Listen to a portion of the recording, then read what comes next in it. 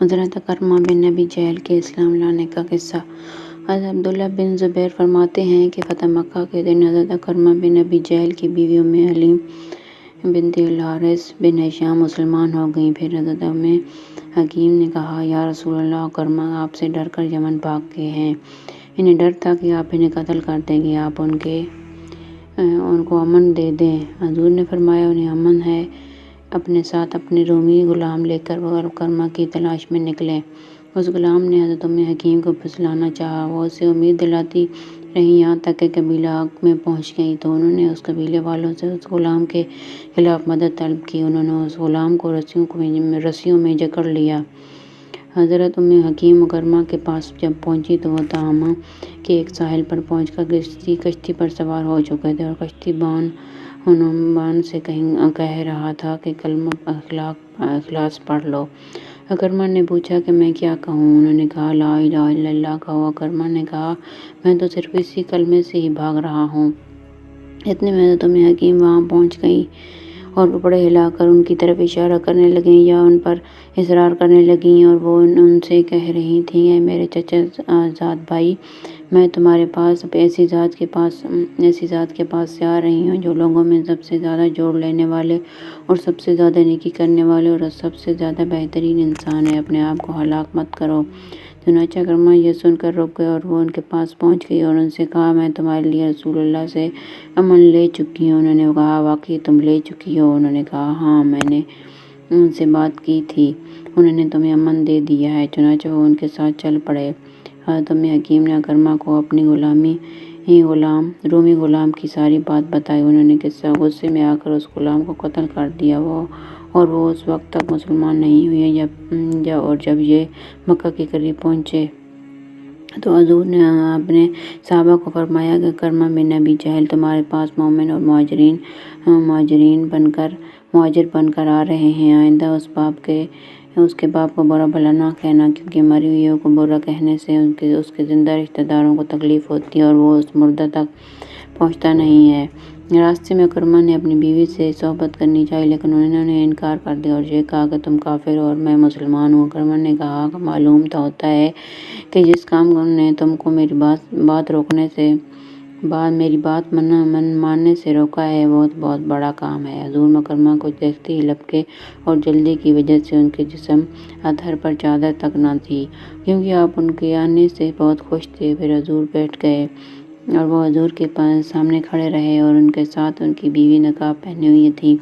انہوں نے کہا، اے محمد، میری اس بیوی نے مجھے بتایا ہے کہ آپ نے مجھے امن دے دیا ہے۔ آپ نے فرمایا، یہ سچ کہتی ہے، تمہیں امن ہے؟ کرمہ نے کہا، اے محمد، آپ کس چیز کی دعوت دیتے ہیں؟ آپ نے فرمایا، میں تمہیں اس بات کی دعوت دیتا ہوں کہ تم اس بات کی گواہی دو کہ اللہ کے سوا کوئی معبود نہیں ہے اور میں اللہ کا رسول ہوں، اور نماز قائم کرو، زکوٰۃ ادا کرو اور فلاں فلاں کام کرو۔ آپ نے اسلام کے چند اعمال گنائے تو کرمہ نے کہا، اللہ کی قسم، آپ نے حق بات کی اور اچھی اور عمدہ بات کی دعوت دی ہے۔ اللہ کی قسم، آپ تو اس دعوت کے کام کو شروع کرنے سے پہلے ہی ہم میں سب سے زیادہ سچے اور سب سے زیادہ نیکوکار تھے۔ پھر حضرت کرمہ نے کلمہ شہادت پڑھا اور آپ ان کے اسلام لانے سے بہت خوش ہوئی۔ پھر انہوں نے کہا، یا رسول اللہ، آپ مجھے پڑھنے کے لیے کوئی بہترین چیز بتائیں۔ آپ نے فرمایا، اشہد ان لا الہ الا اللہ و اشہد ان محمدًا عبدہ و رسولہ پڑھا کرو۔ حضرت کرمہ نے کہا، کچھ اور بتا دیں۔ آپ نے فرمایا، یہ کہو کہ میں اللہ تعالیٰ کو اور تمام حاضرین کو اس بات پر گواہ بناتا ہوں کہ میں مسلمان اور مجاہد اور مہاجر ہوں۔ حضرت کرمہ نے یہ کہہ دیا۔ حضور نے خوش ہو کر کہا، تم مجھ سے آج جو بھی ایسی چیز مانگو گے جو میں دے سکتا ہوں اور میں تمہیں ضرور دے دوں گا۔ حضرت کرمہ نے کہا، میں آپ سے یہ درخواست کرتا ہوں کہ آپ میرے لیے یہ دعا کریں کہ میں نے آپ کی جتنی دشمنی کی ہے یا آپ کے خلاف جتنے سفر کیے ہیں اور آپ کے خلاف جتنی جنگیں کی ہیں یا آپ کو اور آپ کے سامنے یا آپ کے پاس سے پشت جتنی نازیباں باتیں کہی ہیں، اللہ تعالیٰ ان سب کو معاف کر دے۔ حضور نے ان کے لیے یہ دعا فرمائی، اے اللہ، انہوں نے مجھ سے جتنی دشمنی کی ہے اور آپ کے نور کو بجھانے کے لیے جتنے سفر کیے ہیں ان سب کو معاف فرما دے، اور انہوں نے میرے سامنے یا میرے پشت سے پشت جتنی میرے آبرو ریزی کی ہے وہ سب معاف فرما دے۔ حضرت کرمہ نے کہا، یا رسول اللہ، اب تک میں اللہ کے راستے سے روکنے کے لیے جتنا مال خرچ کر چکا ہوں، اب آئندہ اللہ کے راستے میں اس سے دگنا انشاءاللہ خرچ کروں گا، اور اب تک اللہ کے راستے سے روکنے کے لیے جتنی جنگ کر چکا ہوں، اب اللہ کے راستے میں اس سے دگنی جنگ کروں گا۔ چنانچہ حضرت اکرمہ پورے زور و شور سے جہاد میں شریک ہوتے رہے، یہاں تک کہ اللہ کے راستے میں شہید ہو گئے۔ حضور نے تجدید نکاح کے بغیر ہی، پہلے نکاح کی بنیاد پر ہی حضرت ام حکیم کو ان کے نکاح میں باقی رکھا۔ واقعی نے اپنی سند سے یہ نقل کیا ہے کہ غزوہ حنین کے دن جب شروع میں مسلمانوں کو شکست ہوئی تھی تو سہیل بن عمرو نے کہا، محمد علیہ السلام کے اختیار میں کچھ نہیں ہے، اگر آج وہ ان کو شکست ہو گئی ہے تو کل کو ان کے حق میں اچھا نتیجہ نکل آئے گا۔ سہیل نے کہا، ارے کچھ دن پہلے تک تو تم ان کے بڑے مخالف تھے۔ حضرت اکرمہ نے کہا، ابو یزید، اللہ کی قسم ہم لوگ بالکل غلط راستے پر محنت کرتے رہے، ہماری عقل تھی کہ ہم ایسے پتھروں کی عبادت کرتے رہے جو نہ نفع دے سکتے تھے اور نہ نقصان۔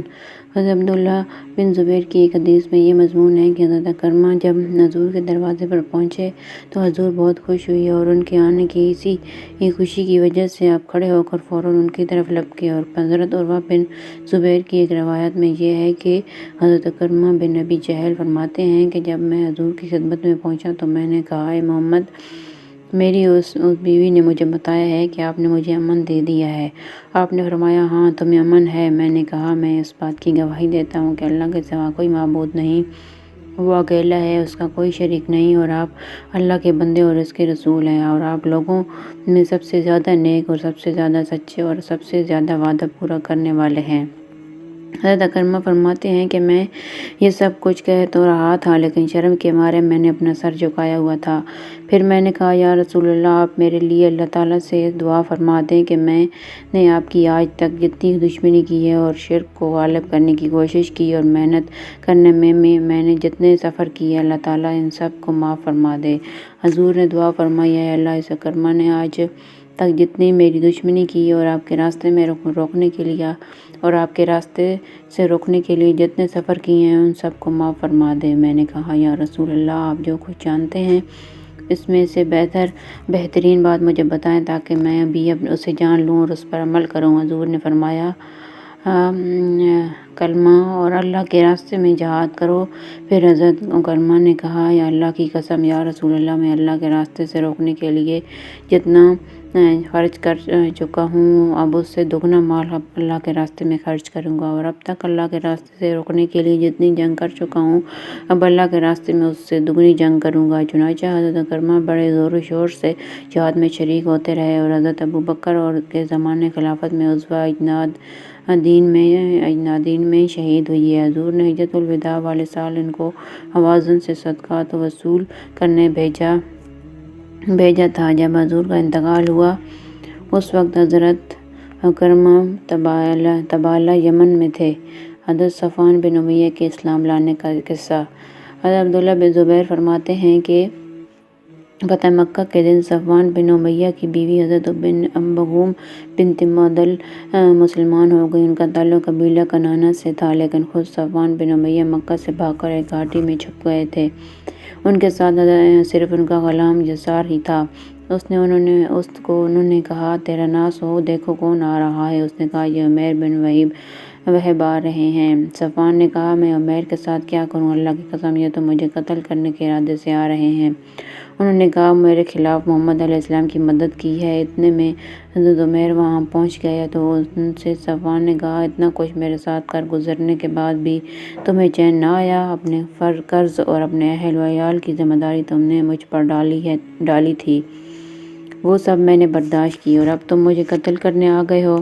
حضرت عمیر نے کہا، اے ابو وہب، یہ صفوان کی کنیت ہے، میں تم پر قربان ہوں، میں تمہارے پاس ایسے آدمی سے آ رہا ہوں جو لوگوں میں سب سے زیادہ نیک اور سب سے زیادہ جوڑ لینے والے ہیں۔ حضرت عمیر نے آنے سے پہلے حضور سے کہا تھا کہ یا رسول اللہ، میری قوم کا سردار صفوان سمندر میں چھلانگ لگانے کے لیے بھاگ گیا ہے، اور اسے یہ ڈر تھا کہ آپ اسے امن نہیں دیں گے۔ میرے ماں باپ آپ پر قربان ہوں، آپ اسے امن دے دیں۔ حضور نے فرمایا، میں نے اسے امن دے دیا۔ چنانچہ یہ ان کی تلاش میں چل پڑے اور صفوان سے کہا، رسول اللہ تمہیں امن دے چکے ہیں؟ صفوان نے کہا، نہیں، میں اللہ کی قسم تمہارے ساتھ مکہ واپس نہیں جاؤں گا۔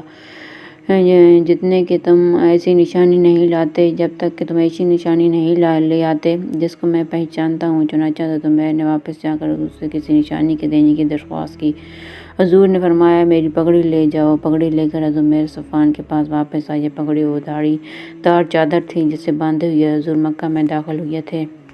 چنانچہ حضرت عمیر صفوان کی تلاش میں دوبارہ نکلا۔ ان سے کہا اے ابو لہب، تمہارے پاس میں ایسے آدمی کے پاس سے آ رہا ہوں جو لوگوں میں سب سے بہترین اور سب سے زیادہ جوڑ لینے والے اور سب سے نیک اور سب سے زیادہ بردبار ہیں۔ ان کی شرافت تمہاری شرافت ہے، ان کی عزت تمہاری عزت ہے اور ان کا مالک تمہارا مالک ہے، تمہارے ہی خاندان کے آدمی ہیں۔ میں تمہیں نصیحت کرتا ہوں کہ اپنے بارے میں اللہ سے ڈرو۔ صفوان نے ان سے کہا مجھے اپنے قتل ہونے کا خوف ہے۔ حضرت عمیر نے کہا رسول تو تمہیں اسلام میں داخل ہونے کی دعوت دے رہے ہیں، اگر تمہیں بخوشی یہ منظور ہے تو ٹھیک ہے، ورنہ تمہیں انہوں نے 2 ماہ کی مہلت دے دی ہے، اور جو پگڑی باندھ کر حضور مکہ میں داخل ہوئے تھے تم اس سے پہچانتے ہو؟ صفوان نے کہا ہاں۔ چنانچہ حضرت عمیر نے وہ پگڑی نکال کر دکھائی تو صفوان نے کہا ہاں یہ وہی ہے۔ چنانچہ صفوان وہاں سے چل کر حضور کی خدمت میں پہنچے۔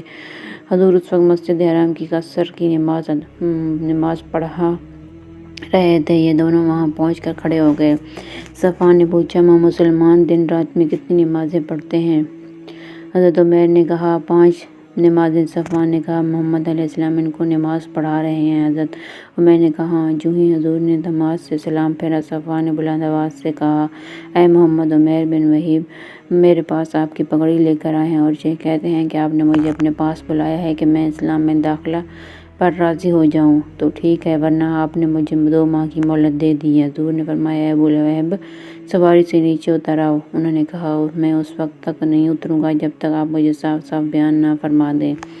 حضور نے فرمایا 2 ماہ چھوڑ کر تمہیں 4 ماہ کی مہلت ہے۔ چنانچہ صفوان سواری سے اتر آئے۔ پھر حضور صحابہ کا لشکر لے کر ہوازن کی طرف تشریف لے گئے۔ اس سفر میں حضور کے ساتھ صفوان بھی گئے۔ وہ ابھی تک مسلمان نہیں ہوئے تھے۔ حضور کو 100 رہن سارے سامان کے بطور رعایت دی۔ انہوں نے کہا کہ آپ مجھ سے یہ زرہیں میری خوشی سے لینا چاہتے ہیں یا زبردستی؟ حضور نے فرمایا ہم بطور رعایت کے لینا چاہتے ہیں جو ہم واپس کر دیں گے۔ چنانچہ انہوں نے وہ زرہیں عارضاً دے دیں۔ حضور نے فرمانے پر وہ زرہیں اپنی سواری پر لاد کر حنین لے گئے۔ وہ غزوہ حنین و طائف میں شریک رہے۔ پھر وہاں سے حضور جعرانہ واپس آئے۔ حضور چل پھر کر مال غنیمت کو دیکھ رہے تھے۔ صفوان بن امیہ بھی آپ کے ساتھ تھے۔ صفوان بن امیہ نے بھی دیکھنا شروع کیا کہ جعرانہ کی تمام گھاٹی جانوروں، بکریوں اور چرواہوں سے بھری ہوئی ہے، اور بڑی دیر تک غور سے دیکھتے رہے۔ حضور بھی ان کو کنکھیوں سے دیکھتے رہے۔ آپ نے فرمایا اے ابو لہب کیا یہ مال غنیمت سے بھری ہوئی گھاٹی تمہاری ہے اور اس میں جتنا مال غنیمت ہے وہ بھی تمہارا ہے؟ یہ سن کر صفوان نے کہا اتنی بڑی سخاوت کی ہمت صرف نبی ہی کر سکتا ہے، اور کلمہ شہادت پڑھ کر وہیں مسلمان ہو گیا۔ صفوان بن امیہ فرماتے ہیں کہ حضور نے ان سے زرہیں غزوہ حنین کے دن بطور رعایت کے طلب فرمائیں۔ انہوں نے کہا اے محمد کیا آپ چھین کر لینا چاہتے ہیں؟ آپ نے فرمایا نہیں، میں تو بطور رعایت کے اپنی ذمہ داری پر لینا چاہتا ہوں، اگر ضائع ہوں گی تو ان کو تاوان دوں گا۔ چنانچہ کچھ زرہیں ضائع ہو گئیں۔ حضور نے ان کو ان کا تاوان دینا چاہا تو حضرت صفوان نے عرض کیا یا رسول اللہ اب تو میرے دل میں اسلام کا شوق ہے، مال لینے کا نہیں ہے۔ حضرت حویطب بن عبدالعزیٰ کے اسلام لانے کا قصہ۔ حضرت منظر بن جہم فرماتے ہیں کہ حضرت حویطب بن عبدالعزیٰ نے بیان کیا ہے کہ جب حضور فتح مکہ کے سال مکہ میں داخل ہو گئے تو مجھے بہت ہی خوف محسوس ہوا۔ چنانچہ میں اپنے گھر سے نکل گیا اور اپنے عیال کو چند ایسی جگہوں میں تقسیم کر دیا جہاں وہ بحفاظت رہ سکیں، اور خود عوف کے باغ میں جا پہنچا۔ ایک دن اچانک وہاں حضرت ابو ذر غفاری آ گئے۔ میری ان سے پرانی دوستی تھی، اور دوستی ہمیشہ کام آیا کرتی ہے، لیکن میں ان کو دیکھتے ہی ڈر کر مارے بھاگ کھڑا ہوا۔ انہوں نے مجھے پکارا اے ابو محمد۔ میں نے کہا لبیک حاضر ہوں۔ انہوں نے کہا تمہیں کیا ہوا؟ میں نے کہا ڈر کے مارے بھاگ رہا ہوں۔ انہوں نے کہا ڈرو مت، اب تم اب اللہ تعالیٰ کی امان میں ہو۔ یہ سن کر میں ان کے پاس واپس آ گیا اور انہیں سلام کیا۔ انہوں نے کہا اپنے گھر جاؤ۔ میں نے کہا کیا میرے لیے اپنے گھر جانے کا کوئی راستہ ہے؟ اللہ کی قسم میرا تو یہ خیال ہے کہ میں اپنے گھر زندہ نہیں پہنچ سکتا ہوں۔ اول تو راستے میں ہی قتل کر دیا جاؤں گا، اور اگر کس طرح گھر پہنچ گیا تو وہاں گھر میں آ کر مجھے کوئی نہ کوئی ضرور قتل کر دے گا، اور میرے اہل و عیال بھی مختلف جگہ پر ہیں۔ ابو ذر نے کہا اپنے اہل و عیال ایک جگہ جمع کر لو اور میں تمہارے ساتھ تمہارے گھر تک جاؤں گا۔ چنانچہ وہ میرے ساتھ میرے گھر تک گئے اور راستے میں بلند آواز سے یہ کہتے گئے کہ ابی طب کو امان مل چکی ہے، انہیں کوئی نہ چھیڑے۔ پھر حضرت ابو ذر حضور کی خدمت میں واپس پہنچے اور ان کو سارا قصہ سنایا۔ آپ نے فرمایا کہ میں جن لوگوں کے قتل کرنے کا حکم دے چکا ہوں کیا ان کے علاوہ تمام لوگ کو امن نہیں مل چکا ہے؟ حضرت ابی طب کہتے ہیں کہ اس بات سے مجھے اطمینان ہو گیا اور میں اپنے اہل و عیال کو گھر لے آیا۔ حضرت ابو ذر میرے پاس دوبارہ آئے اور انہوں نے کہا ابو ذر، محمد کب تک اور کہاں تک تم تمام معرکوں میں پیچھے رہ گئے؟ خیر کے بہت سے مواقع تمہارے ہاتھ سے نکل گئے، لیکن اب بھی خیر کے بہت سے موقع باقی ہیں۔ تم حضور کی خدمت میں جا کر مسلمان ہو جاؤ، سلامتی پا لو گے، اور حضور تو تمام لوگوں میں سب سے زیادہ نیک اور سب سے زیادہ جوڑ لینے والے اور سب سے زیادہ بردبار ہیں۔ ان کی شرافت تمہاری شرافت ہے اور ان کی عزت تمہاری عزت ہے۔ میں نے کہا میں تمہارے ساتھ حضور کی خدمت میں جانے کو تیار ہوں۔ چنانچہ میں ان کے ساتھ چل کر بطحہ میں حضور کی خدمت میں حاضر ہوا۔ حضرت ابوبکر اور حضرت عمر بھی آپ کے ساتھ موجود تھے۔ میں آپ کے سرانے کھڑا ہو گیا اور میں نے ابو ذر سے پوچھا کہ حضور کو سلام کس طرح کرتے ہیں؟ انہوں نے کہا یہ کہو۔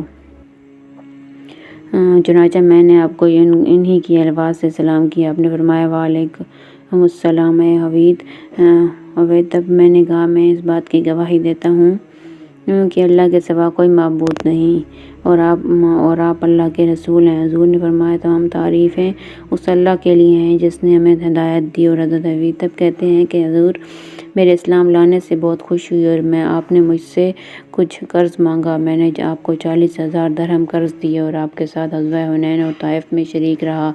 آپ نے مجھے حنین کے مال غنیمت میں سے 100 اونٹ دیے۔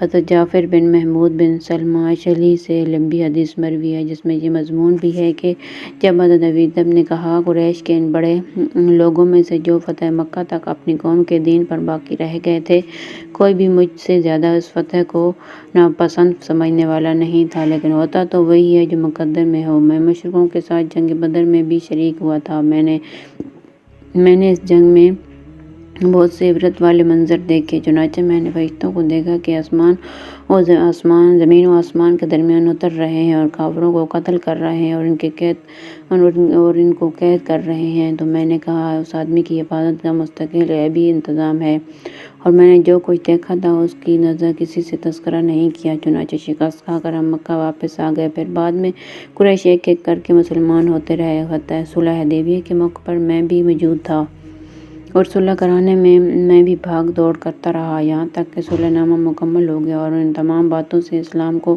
ترقی ہوتی رہی، کیونکہ اللہ تعالیٰ صرف اسی چیز کو وجود دیتے ہیں جسے وہ چاہتے ہیں۔ صلح نامے کا آخری گواہ میں تھا اور میں نے اپنے دل میں کہا کہ قریش حضور کو زبانی جمع خرچ سے واپس بھیج کر اگرچہ اس وقت خوش ہو رہے ہیں، لیکن ان کو آئندہ حضور کی طرف سے برے حالات نہیں دیکھنے پڑیں گے۔ اگلے سال جب حضور عمرہ کی قضاء کرنے کے لیے مکہ تشریف لائے اور سارے قریش مکہ سے باہر چلے گئے تو میں اور سہیل بن عمرو اور کچھ لوگوں اس کے لیے مکہ ٹھہر گئے تاکہ وقت کے ختم ہونے پر ہم لوگ حضور کو مکہ سے واپس جانے کو کہیں۔ چنانچہ جب 3 دن گزر گئے تو میں نے اور سہیل بن عمرو نے جا کر کہا کہ شرط کے مطابق آپ کا وقت پورا ہو گیا ہے، آپ ہمارے شہر سے چلے جائیں۔ آپ نے فرمایا اے بلال، یہ اعلان کر دو کہ جتنے مسلمان ہمارے ساتھ آئے ہیں وہ سورج ڈوبنے سے پہلے ہی مکہ سے نکل جائیں۔ حضرت حارث بن ہشام کے اسلام لانے کا قصہ۔ حضرت عبداللہ بن مکرمہ فرماتے ہیں کہ فتح مکہ کے دن حارث بن ہشام اور عبداللہ بن ابی ربیعہ حضرت ام ہانی بنت ابی طالب کے پاس آئے۔ ان دونوں نے ان سے پناہ مانگی اور یوں کہا ہم تمہاری پناہ میں آنا چاہتے ہیں۔ حضرت ام ہانی نے ان دونوں کو پناہ دے دی۔ پھر حضرت علی بن ابی طالب وہاں آئے، ان کی نظر ان دونوں پر پڑی، وہ اپنی تلوار نکال کر ان پر حملہ کرنے کے لیے جھپٹ پڑے، تو حضرت ام ہانی ان دونوں کو بچانے کے لیے حضرت علی سے لپٹ گئیں۔ اور کہنے لگی تمام لوگوں میں سے تم ہی میرے ساتھ ایسا کرنے لگے ہو، اگر تم نے مارنا ہی ہے تو پہلے مجھے مارو۔ حضرت ام ہانی فرماتی ہیں کہ میں نے حضور کی خدمت میں جا کر عرض کیا، یا رسول اللہ، میرے ماں جائے بھائی حضرت علی نے میرے ساتھ ایسا معاملہ کیا ہے اور میرا بچنا مشکل ہو گیا۔ میں نے اپنے 2 مشرک دیوروں کو بنا دی تھی، وہ تو قتل کرنے کے لیے ان پر جھپٹ پڑے۔ حضور نے فرمایا، انہیں ایسا نہیں کرنا چاہیے تھا، جس کو تم نے پناہ دی اسے ہم نے بھی پناہ دے دی، جسے تم نے امن دیا اسے ہم نے بھی امن دے دیا۔ حضرت ام ہانی نے واپس آ کر ان دونوں کو ساری بات بتائی، وہ دونوں اپنے گھروں کو چلے گئے۔ لوگوں نے آ کر حضور سے کہا، حارث بن ہشام اور عبداللہ بن ابی ربیعہ تو زعفران والی چادریں پہنی ہوئی اپنے مجلس میں اطمینان سے بیٹھے ہوئی ہیں۔ حضور نے فرمایا، اب تم لوگ ان کو کچھ نہیں کر سکتے ہو، کیونکہ ہم ان کو امن دے چکے ہیں۔ حضرت حارث بن ہشام فرماتے ہیں کہ میں بہت دیر تک سوچتا رہا کہ حضور نے مجھے مشرکین کی ہر لڑائی میں دیکھا ہے، اب میں ان کی خدمت میں حاضری کے لیے چل پڑا۔ جب میں آپ کے پاس پہنچا تو آپ مسجد حرام میں داخل ہو رہے تھے، مجھے دیکھ کر بہت کندہ پیشانی سے پیش آئے اور رک گئے۔ میں نے آپ کی خدمت میں حاضر ہو کر سلام کیا اور کلمہ شہادت پڑھ لیا۔ آپ نے فرمایا، تمام تعریفیں اس اللہ کے لیے ہیں جس نے تم کو ہدایت دی، تمہارے جیسے آدمی کو اسلام سے ناواقف نہیں رہنا چاہیے۔ حضرت حارث نے کہا، میں بھی یہی سمجھتا ہوں کہ اسلام جیسے دین سے ناواقف نہیں رہنا چاہیے۔ حضرت نذیر بن حارث عبدری کے اسلام لانے کا قصہ۔ حضرت محمد بن شرجیل عبدری کہتے ہیں کہ حضرت نذیر بن حارث لوگوں میں بڑے عالم تھے اور کہا کرتے تھے کہ تمام تعریفیں اس اللہ کے لیے ہیں جس نے ہمیں اسلام کی دولت سے نوازا اور محمد کو بھیج کر ہم پر احسان فرمایا۔ ہم اس دین پر نہیں مرے جس پر ہمارے آبا و اجداد مرے۔ میں حضور کے خلاف قریش کے ساتھ ہر راستے پر کوشش کرتا رہا، یہاں تک کہ مکہ فتح ہو گیا اور آپ حنین تشریف لے گئے، ہم بھی آپ کے ساتھ گئے۔ ہمارا ارادہ یہ تھا کہ اگر حضور کو شکست ہوئی تو ہم آپ کے خلاف آپ کے دشمنوں کی مدد کریں گے، لیکن یہ ہمارے لیے ممکن نہ ہو سکا۔ جب آپ جعرانہ پہنچے تو میں اپنے اسی ارادے پر تھا کہ اچانک حضور سے میری ملاقات ہوئی۔ آپ بڑے خوش تھے۔ آپ نے فرمایا، نذیر؟ میں نے کہا، جی حاضر ہوں۔ آپ نے فرمایا، تم نے غزوہ حنین کے دن جو کچھ کرنے کا سوچا تھا یہ اس سے بہتر ہے۔ میں لپک کر آپ کے ذرا اور قریب ہوا۔ آپ نے کہا، میں اس بارے میں پہلے سے سوچ رہا ہوں۔ آپ نے فرمایا، اب تمہارے لیے اس بات کا وقت آ گیا کہ تم اپنے دین کے بارے میں غور کرو۔ میں نے کہا، میں اس بارے میں پہلے سے سوچ رہا ہوں۔ آپ نے فرمایا، اے اللہ اس کو ثابت قدمی میں ترقی نصیب فرما۔ حضور کی اس دعا کا یہ اثر ہوا کہ اس ذات کی قسم جس نے آپ کو حق دے کر بھیجا ہے، دین پر پختگی میں اور حق کی مدد کرنے میں میرا دل پتھر کی طرح مضبوط ہو گیا۔ پھر میں اپنے گھر واپس آ گیا تو وہاں اچانک میرے پاس بنو وائل کا ایک آدمی آ کر کہنے لگا، اے ابو الحارث، حضور نے تمہیں 100 اونٹ دینے کا حکم دیا ہے، مجھے ان میں سے کچھ اونٹ دے دو۔ حضور، مجھ پر بہت زیادہ قرضہ ہے۔ پہلے تو میرا ارادہ ہوا کہ یہ اونٹ نہ لوں، اور میں نے کہا کہ حضور صرف میری تعلیف قلب کے لیے دے رہے ہیں، میں اسلام کے لیے رشوت لینا نہیں چاہتا ہوں۔ پھر میں نے سوچا کہ نہ تو ان اونٹوں کو میرے دل میں طلب تھی اور نہ میں نے حضور سے مانگے، حضور خود ہی دے رہے ہیں، اس لیے میں نے وہ اونٹ لے لیے اور ان میں سے دہلی کو 10 اونٹ دے دیے۔ طائف کے بنو ثقیف کے اسلام لانے کا قصہ۔ ابن اسحاق نے بیان کیا ہے کہ جب حضور بنو ثقیف کے پاس سے واپس ہوئے تو بنو ثقیف میں سے حضرت عروہ بن مسعود آپ کے پیچھے چل دیے اور مدینہ سے پہلے ہی حضور کی خدمت میں پہنچ گئے اور مسلمان ہو گئے، اور حضور سے اس بات کی اجازت چاہی کہ وہ اسلام کے لے کر اپنی قوم کے پاس واپس جائیں۔ حضور نے ان سے فرمایا، وہ تمہیں قتل کر دیں گے۔ آپ کو بنو ثقیف کے سابقہ رویے سے یہ معلوم تھا کہ ان میں کبر اور ہٹ دھرمی ہے۔ حضرت غزوہ نے کہا، یا رسول اللہ، میں نے ان کی 2 چیزیں لڑکیوں سے بھی زیادہ محبوب ہوں، اور وہ واقعی بنو ثقیف میں بہت محبوب تھے اور ان کی بات مانی جاتی تھی۔ چنانچہ وہ اپنی قوم کو اسلام کی دعوت دینے کے ارادے سے واپس ہو گئے، اور انہیں امید تھی کہ چونکہ ان کا بنو ثقیف میں بڑا درجہ ہے اس لیے بنو ثقیف ان کی مخالفت نہیں کریں گے۔ چنانچہ انہوں نے اپنے ایک بالا خانے پر چڑھ کر ساری قوم کے سامنے اپنے مسلمان ہونے کا اظہار کیا اور انہیں اسلام کی دعوت دی۔ بنو ثقیف نے ہر طرف سے تیر برسانے شروع کر دیا۔ انہیں ایک تیر ایسا لگا جس سے وہ شہید ہو گئے۔ جب وہ زخمی ہو گئے تو ان سے پوچھا گیا کہ آپ اپنے خون کے بارے میں کیا کہتے ہیں؟ انہوں نے کہا، یہ ایک اعزاز ہے جو اللہ نے مجھے عطا فرمایا اور مجھے شہادت کا مرتبہ عطا فرمایا، اور میرا بھی وہی درجہ ہے جو ان صحابہ کا تھا جو یہاں سے جانے سے پہلے حضور کے ساتھ شہید ہوئے تھے، لہٰذا مجھے بھی ان کے ساتھ دفن کر دینا۔ چنانچہ لوگوں نے انہی صحابہ کے ساتھ دفن کیا۔ صحابہ کہتے ہیں کہ حضور نے ان عروہ کے بارے میں فرمایا تھا کہ سورہ یاسین میں جن حبیب نجار کے ساتھ ان کی قوم کا جو معاملہ ذکر کیا ہے، حضرت عروہ کے ساتھ ان کی قوم نے ویسا ہی معاملہ کیا ہے۔ حضرت عروہ کی شہادت کے چند مہینوں بعد بنو ثقیف نے آپس میں بیٹھ کر یہ سوچا کہ ارد گرد کے تمام عرب حضور سے بیعت ہو کر مسلمان ہو چکے ہیں، اب ان سے لڑنے کی طاقت نہیں رہی، اور یہ فیصلہ کیا کہ اب اپنا ایک آدمی حضور کے پاس بھیجے۔ چنانچہ عبد یلیل بن عمرو نے کے ساتھ بنی اخلاف کے 2 آدمی اور بنی مالک کے 3 آدمی بھیجے۔ یہ لوگ مدینہ کے قریب پہنچ کر ایک چشمے کے پاس ٹھہرے۔ وہاں ان کی حضرت مغیرہ بن شعبہ سے ملاقات ہو گئی، جو اپنی باری میں حضور کے صحابہ کی سواریوں کو چڑھا رہے تھے۔ انہوں نے جب بنو ثقیف کے اس وفد کو دیکھا تو حضور کو ان کے آنے کی خوشخبری سنانے کے لیے تیزی سے چلے۔ راستے میں انہیں ابو بکر ملے۔ انہوں نے ابو بکر کو بتایا کہ بنو ثقیف کا وفد آیا ہے، جب حضور سے بیعت ہو کر مسلمان ہونا چاہتے ہیں، بشرطہ کہ حضور ان کی شرط مان لیں اور ان کی قوم کے نام خط لکھ کر دیں۔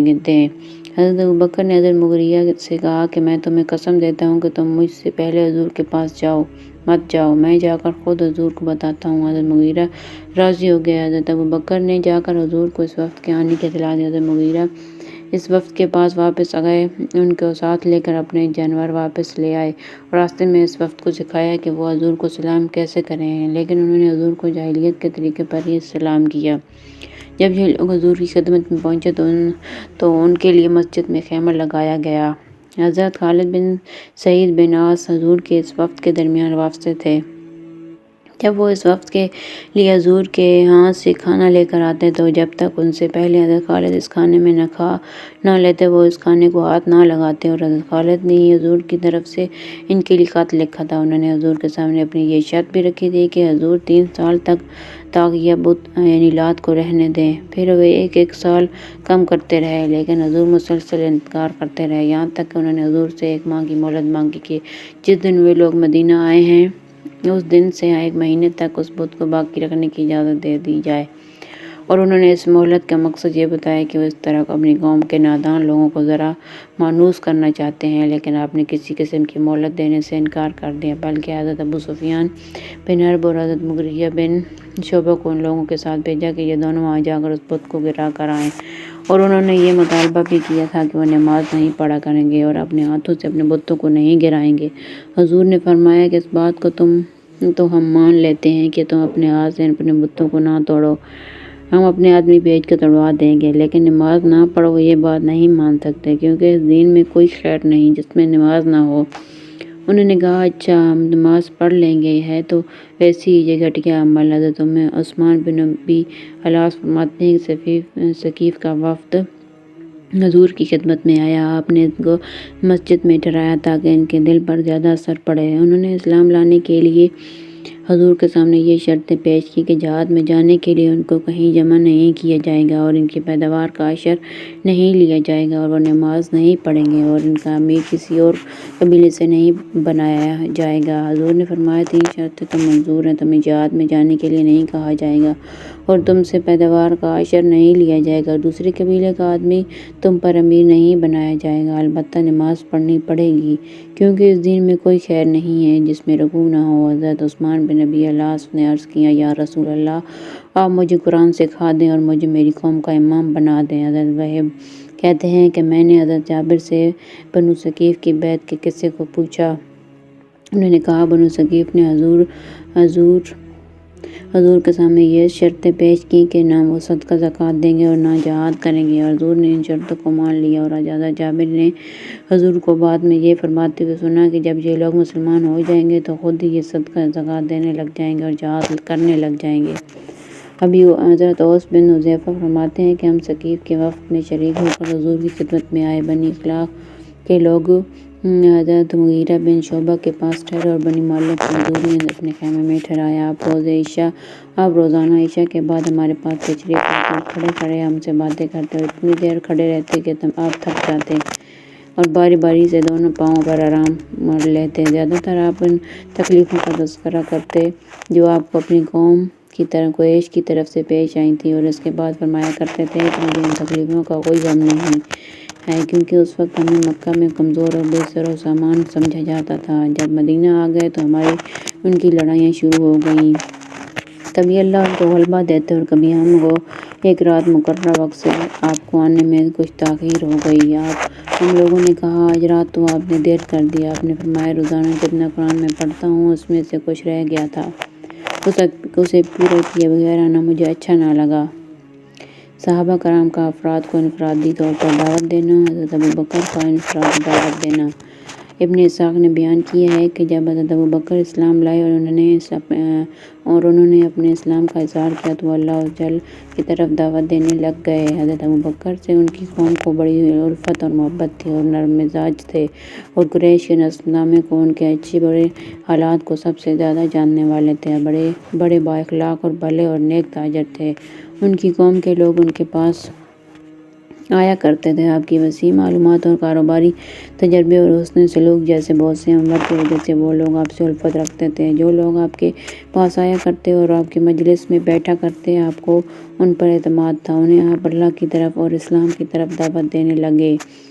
چنانچہ میری معلومات کے مطابق حضرت زبیر بن عوام اور حضرت عثمان بن عفان اور حضرت طلحہ بن عبید اللہ اور حضرت سعد بن ابی وقاص، حضرت عبد الرحمن بن عوف اور انہی کے ہاتھوں مسلمان ہوئے۔ حضرت ابوبکر کے ساتھ یہ سب لوگ حضور کی خدمت میں آ گئے۔ آپ نے ان کے سامنے اسلام پیش فرمایا اور انہیں قرآن پڑھ کر سنایا اور انہیں اسلام کے حقوق بتائے۔ وہ سب ایمان لے آئے۔ اسلام میں سبقت کرنے والے ان 8 آدمیوں نے حضور کی تصدیق کی اور جو کچھ اللہ تعالیٰ کے پاس سے آیا اس پر ایمان لائے۔ حضرت عمر بن خطاب کا انفرادی دعوت دینا۔ سب کہتے ہیں کہ میں حضرت عمر بن خطاب کا غلام تھا اور میں عیسائی تھا۔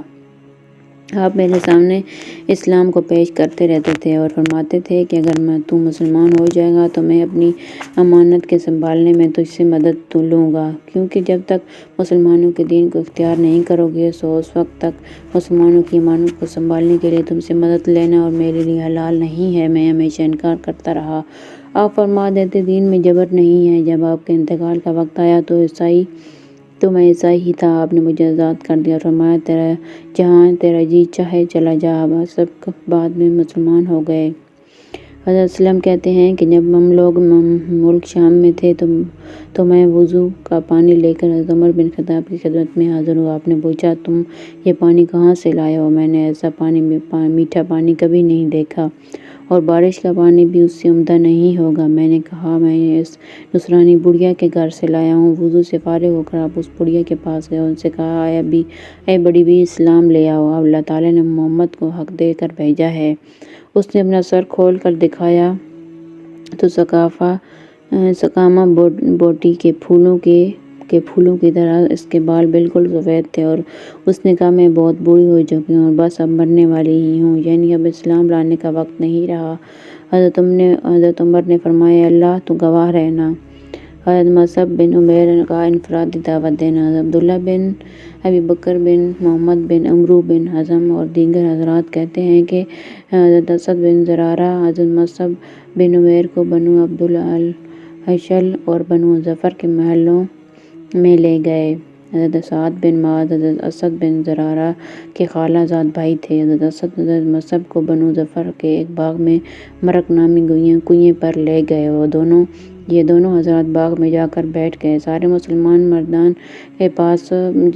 ان کے پاس جمع ہو گئے۔ حضرت سعد بن معاذ اور حضرت اسد بن حضیر دونوں اس وقت اپنی قوم بنو عبد الاشہل کے سردار تھے اور دونوں مشرک تھے اور اپنی قوم کے مذہب پر قائم تھے، اور ان دونوں نے جب حضرت مصعب اور حضرت اسد کے باغ میں مجلس لگانے کی خبر سنی تو حضرت اسد نے محمد سعد سے کہا کہ تیرا باپ نہ رہے، تم ان دونوں آدمیوں کے پاس جاؤ جنہوں نے ہمارے محلوں میں آ کر ہمارے کمزوروں کو بیوقوف بنانا شروع کر دیا، انہیں ڈانٹو اور انہیں ہمارے محلوں میں آنے سے روک دوں۔ اگر اسد بن زرارہ کا مجھ سے قریبی رشتہ نہ ہوتا تو جیسے کہ تمہیں معلوم ہے تو یہ کام میں خود ہی کر لیتا، تمہیں نہ بھیجتا۔ وہ میرا خالہ زاد بھائی ہے، ان کے پاس جانے کی مجھ میں ہمت نہیں ہے۔ چنانچہ حضرت اسد بن حضیر اپنا نیزہ لے کر ان دونوں کے پاس گئے۔ جب حضرت اسد بن زرارہ نے حضرت اسد کو آتے ہوئے دیکھا تو انہوں نے حضرت مصعب سے کہا کہ یہ اپنی قوم کا سردار ہے اور تمہارے پاس آ رہا ہے، تم ان کے ساتھ اخلاص سے بات کرو، جتنا زور لگا سکتے ہو لگا دو۔ حضرت مصعب نے کہا اگر یہ بیٹھ گئے تو میں ان سے بات کروں گا۔ چنانچہ حضرت اسد بن حضیر کھڑے ہو کر ان دونوں کو گالیاں دینے لگے اور یوں لگا کہ تم ہمارے پاس کس لیے آئے ہو؟ ہمارے کمزوروں کو بیوقوف بنانا چاہتے ہو؟ اگر تمہیں اپنی جان پیاری ہے تو تم دونوں ہمارے ہاں سے چلے جاؤ۔ اور ان سے حضرت مصعب نے کہا ذرا بیٹھ جاؤ، کچھ ہماری بھی تو سن لو، اگر ہماری بات تمہیں پسند آ جائے تو تم مان لینا، اگر پسند نہ آئے تو ہم آپ کی ناپسندیدہ بات سے رک جائیں گے۔ حضرت اسد نے کہا تم نے انصاف کی بات کہی ہے۔ چنانچہ اپنا نیزہ زمین میں گاڑ کر ان دونوں کے پاس بیٹھ گئے۔ حضرت مصعب نے ان سے اسلام کے بارے میں گفتگو کی اور انہیں قرآن پڑھ کر سنایا۔ یہ دونوں حضرات فرماتے ہیں کہ ان کے بولنے سے پہلے ہی قرآن سنتے ہی ان کے چہرے کی چمک اور نرمی سے ہمیں یہ محسوس ہو گیا کہ یہ اسلام قبول کر لیں گے۔ چنانچہ انہوں نے کہا کہ یہ دین اسلام اتنا خوبصورت ہے، جب تم اس دین میں داخل ہونا چاہتے ہو تو کیا کرتے ہو؟ ان دونوں نے ان سے کہا غسل کر کے پاک ہو جاؤ، اپنے دونوں کپڑوں کو صاف کرو، پھر شہادت پڑھو اور پھر نماز پڑھو۔ چنانچہ انہوں نے کھڑے ہو کر غسل کیا، اپنے دونوں کپڑے پاک کیے اور کلمہ شہادت پڑھا اور پھر کھڑے ہو کر 2 رکعت نماز پڑھی۔ پھر ان دونوں سے کہا کہ میرے پیچھے ایک آدمی ہے، اگر اس نے تم دونوں کو کہا کہ مان لیا تو ان کی قوم کا کوئی آدمی بھی ان سے پیچھے نہیں رہے گا، اور میں اسے ابھی تمہارے پاس بھیجتا ہوں، اور وہ سعد بن معاذ ہیں۔ پھر وہ اپنا نیزہ لے کر حضرت سعد بن سعد اور ان کی قوم کے پاس واپس گئے۔ وہ لوگ اپنے مجلس میں بیٹھے ہوئے تھے۔ جب حضرت سعد بن معاذ نے ان کو آتے ہوئے دیکھا تو انہوں نے کہا میں اللہ کی قسم کھا کر کہتا ہوں کہ میں حضرت اسد کے چہرے کو پہلے کی نسبت بدلا ہوا پاتا ہوں، کیونکہ اب اس پر اسلام کا نور چمک رہا ہے۔ جب حضرت اسد مجلس میں جا کر کھڑے ہوئے تو ان سے حضرت سعد نے پوچھا کہ کیا کر کے آئے ہو؟ انہوں نے کہا میں نے ان دونوں سے بات کی، اللہ کی قسم مجھے ان دونوں کی باتوں میں کوئی خطرہ نظر نہیں آیا اور میں نے ان دونوں کو روک دیا ہے۔ انہوں نے کہا تم جیسے کہو گے ویسے کریں گے۔ مجھے پتہ چلا ہے کہ بنو حارثہ حضرت اسد بن زرارہ کو قتل کرنے گئے ہیں، کیونکہ انہیں پتہ ہے کہ وہ تمہارا خالہ زاد بھائی ہے، اس طرح وہ تمہاری توہین کرنا چاہتے ہیں۔ یہ سن کر سعد بن معاذ آگ بگولا ہو گئے۔ وہ بڑی تیزی سے چلے، انہیں ڈر تھا کہ بنو حارثہ کہیں کچھ کر نہ گزریں، اور نیزہ ہاتھ میں لے کر چل پڑے اور یوں کہا ارے تم نے تو کچھ بھی نہ کیا۔ حضرت سعد نے وہاں جا کر جب دیکھا کہ وہ دونوں حضرات اطمینان سے بیٹھے ہوئے ہیں تو سمجھ گئے کہ حضرت اسد نے یہ بات اس لیے کہی تھی کہ تاکہ میں بھی ان دونوں کی باتیں سن لوں۔ انہوں نے بھی کھڑے ہو کر ان دونوں کو گالیاں دینی شروع کی اور پھر حضرت اسد بن زرارہ کو کہا اللہ کی قسم ہے ابو امامہ، اگر میرے اور تمہارے درمیان رشتہ داری نہ ہوتی تو تم اس طرح کرنے کی کوشش بھی نہ کرتے۔ تم ہمارے محلے میں وہ چیز لانا چاہتے ہو جسے ہم برا سمجھتے ہیں۔ ان کو آتا ہوا دیکھ کر حضرت اسد نے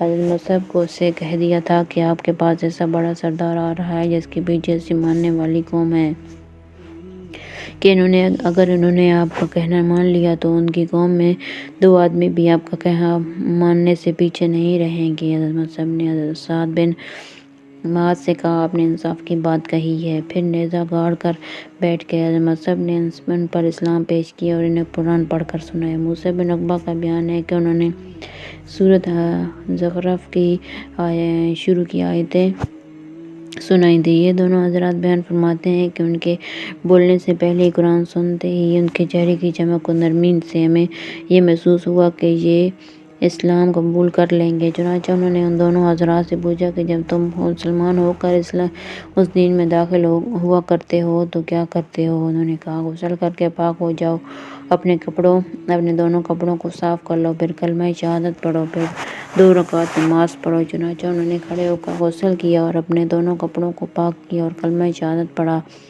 پھر 2 رکعت نماز پڑھی، پھر اپنا نیزہ لے کر اپنی قوم کی مجلس کی طرف واپس گئے تو ان کے ساتھ حضرت اسد بن حضیر بھی تھے جو ان کو ان کی قوم کے نے آتے ہوئے دیکھا تو انہوں نے کہا ہم اللہ کی قسم کھا کر کہتے ہیں کہ واپسی میں حضرت سعد کا چہرہ بدلا ہوا ہے۔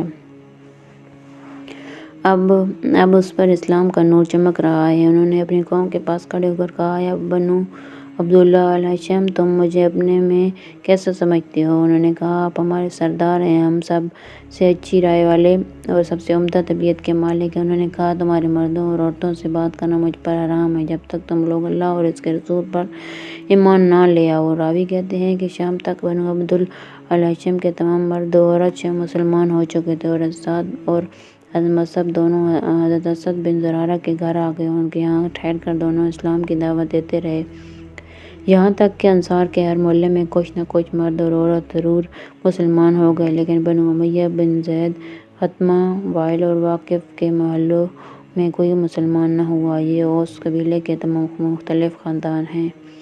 طبرانی نے اور دلائل میں ابو نعیم نے ابو عروہ سے ایک لمبی روایت ذکر کی ہے جس میں یہ مضمون ہے کہ حضور نے انصار کے سامنے اسلام کی دعوت پیش کی اور وہ ایمان لائے، جیسے کہ ابتدائی امر انصار کے باب میں آگے آئے گی۔ پھر انصار کا یہ اپنی قوم کو چھپ کر دعوت دینا اور انصار کا حضور سے ایسے آدمی کے بھیجنے کا مطالبہ کرنا جو لوگوں کو دعوت دے، یہ سب اس روایات میں مذکور ہے۔ چنانچہ حضور نے انصار کے پاس حضرت مصعب کو بھیجا، جس کا تذکرہ حضور کے افراد کو اللہ اور رسول کی دعوت دینے کے لیے بھیجنے کے باب میں صفحہ میں 126 میں آ چکی ہے۔ پھر آپ عروہ نے کہا، حضرت اسد زرارہ اور حضرت مصعب بن عمیر دونوں بئر مرک کنویں یا اس کے قریب کے علاقے میں آئے۔ حضرت مصعب بن عمیر ان لوگوں سے باتیں کرتے رہے اور قرآن پڑھ کر سناتے رہے۔ ادھر حضرت سعد بن معاذ کو اس کی خبر لگی، وہ اپنے ہتھیار باندھ کر اور نیزہ لے کر ان کے پاس آئے اور کھڑے ہو کر کہنے لگے، تم ہمارے ہاں اس اکیلے آدمی کو کیوں لائے ہو جو کہ تنہا اور دھتکارا ہوا اور پردیسی ہے، اور وہ غلط بیانی سے ہماری کمزوروں کو بھڑکاتا ہے اور انہیں اپنی دعوت دیتا ہے۔ تم دونوں آج کے بعد پڑوس میں بھی کہیں نظر نہ آنا۔ یہ سن کر یہ حضرات واپس چلے گئے۔ پھر دوبارہ یہ لوگ بئر مرک کنویں یا اس کے آس پاس آ کر بیٹھ گئے۔ حضرت سعد بن معاذ کو ان کی دوبارہ خبر ملی تو انہوں نے آ کر ان دونوں کو پہلے سے کم سخت لہجے میں دھمکایا۔ جب حضرت اسد نے ان میں سے کچھ نرمی محسوس کی تو کہا، اے میرے خالہ زاد بھائی، ان کی بات ذرا سن لو۔ اگر ان سے کوئی بری بات سننے میں آئے تو اسے رد کر کے تم اس پہ اچھی بات بتا دینا، اگر اچھی بات سنو تو اللہ کی بات مان لینا۔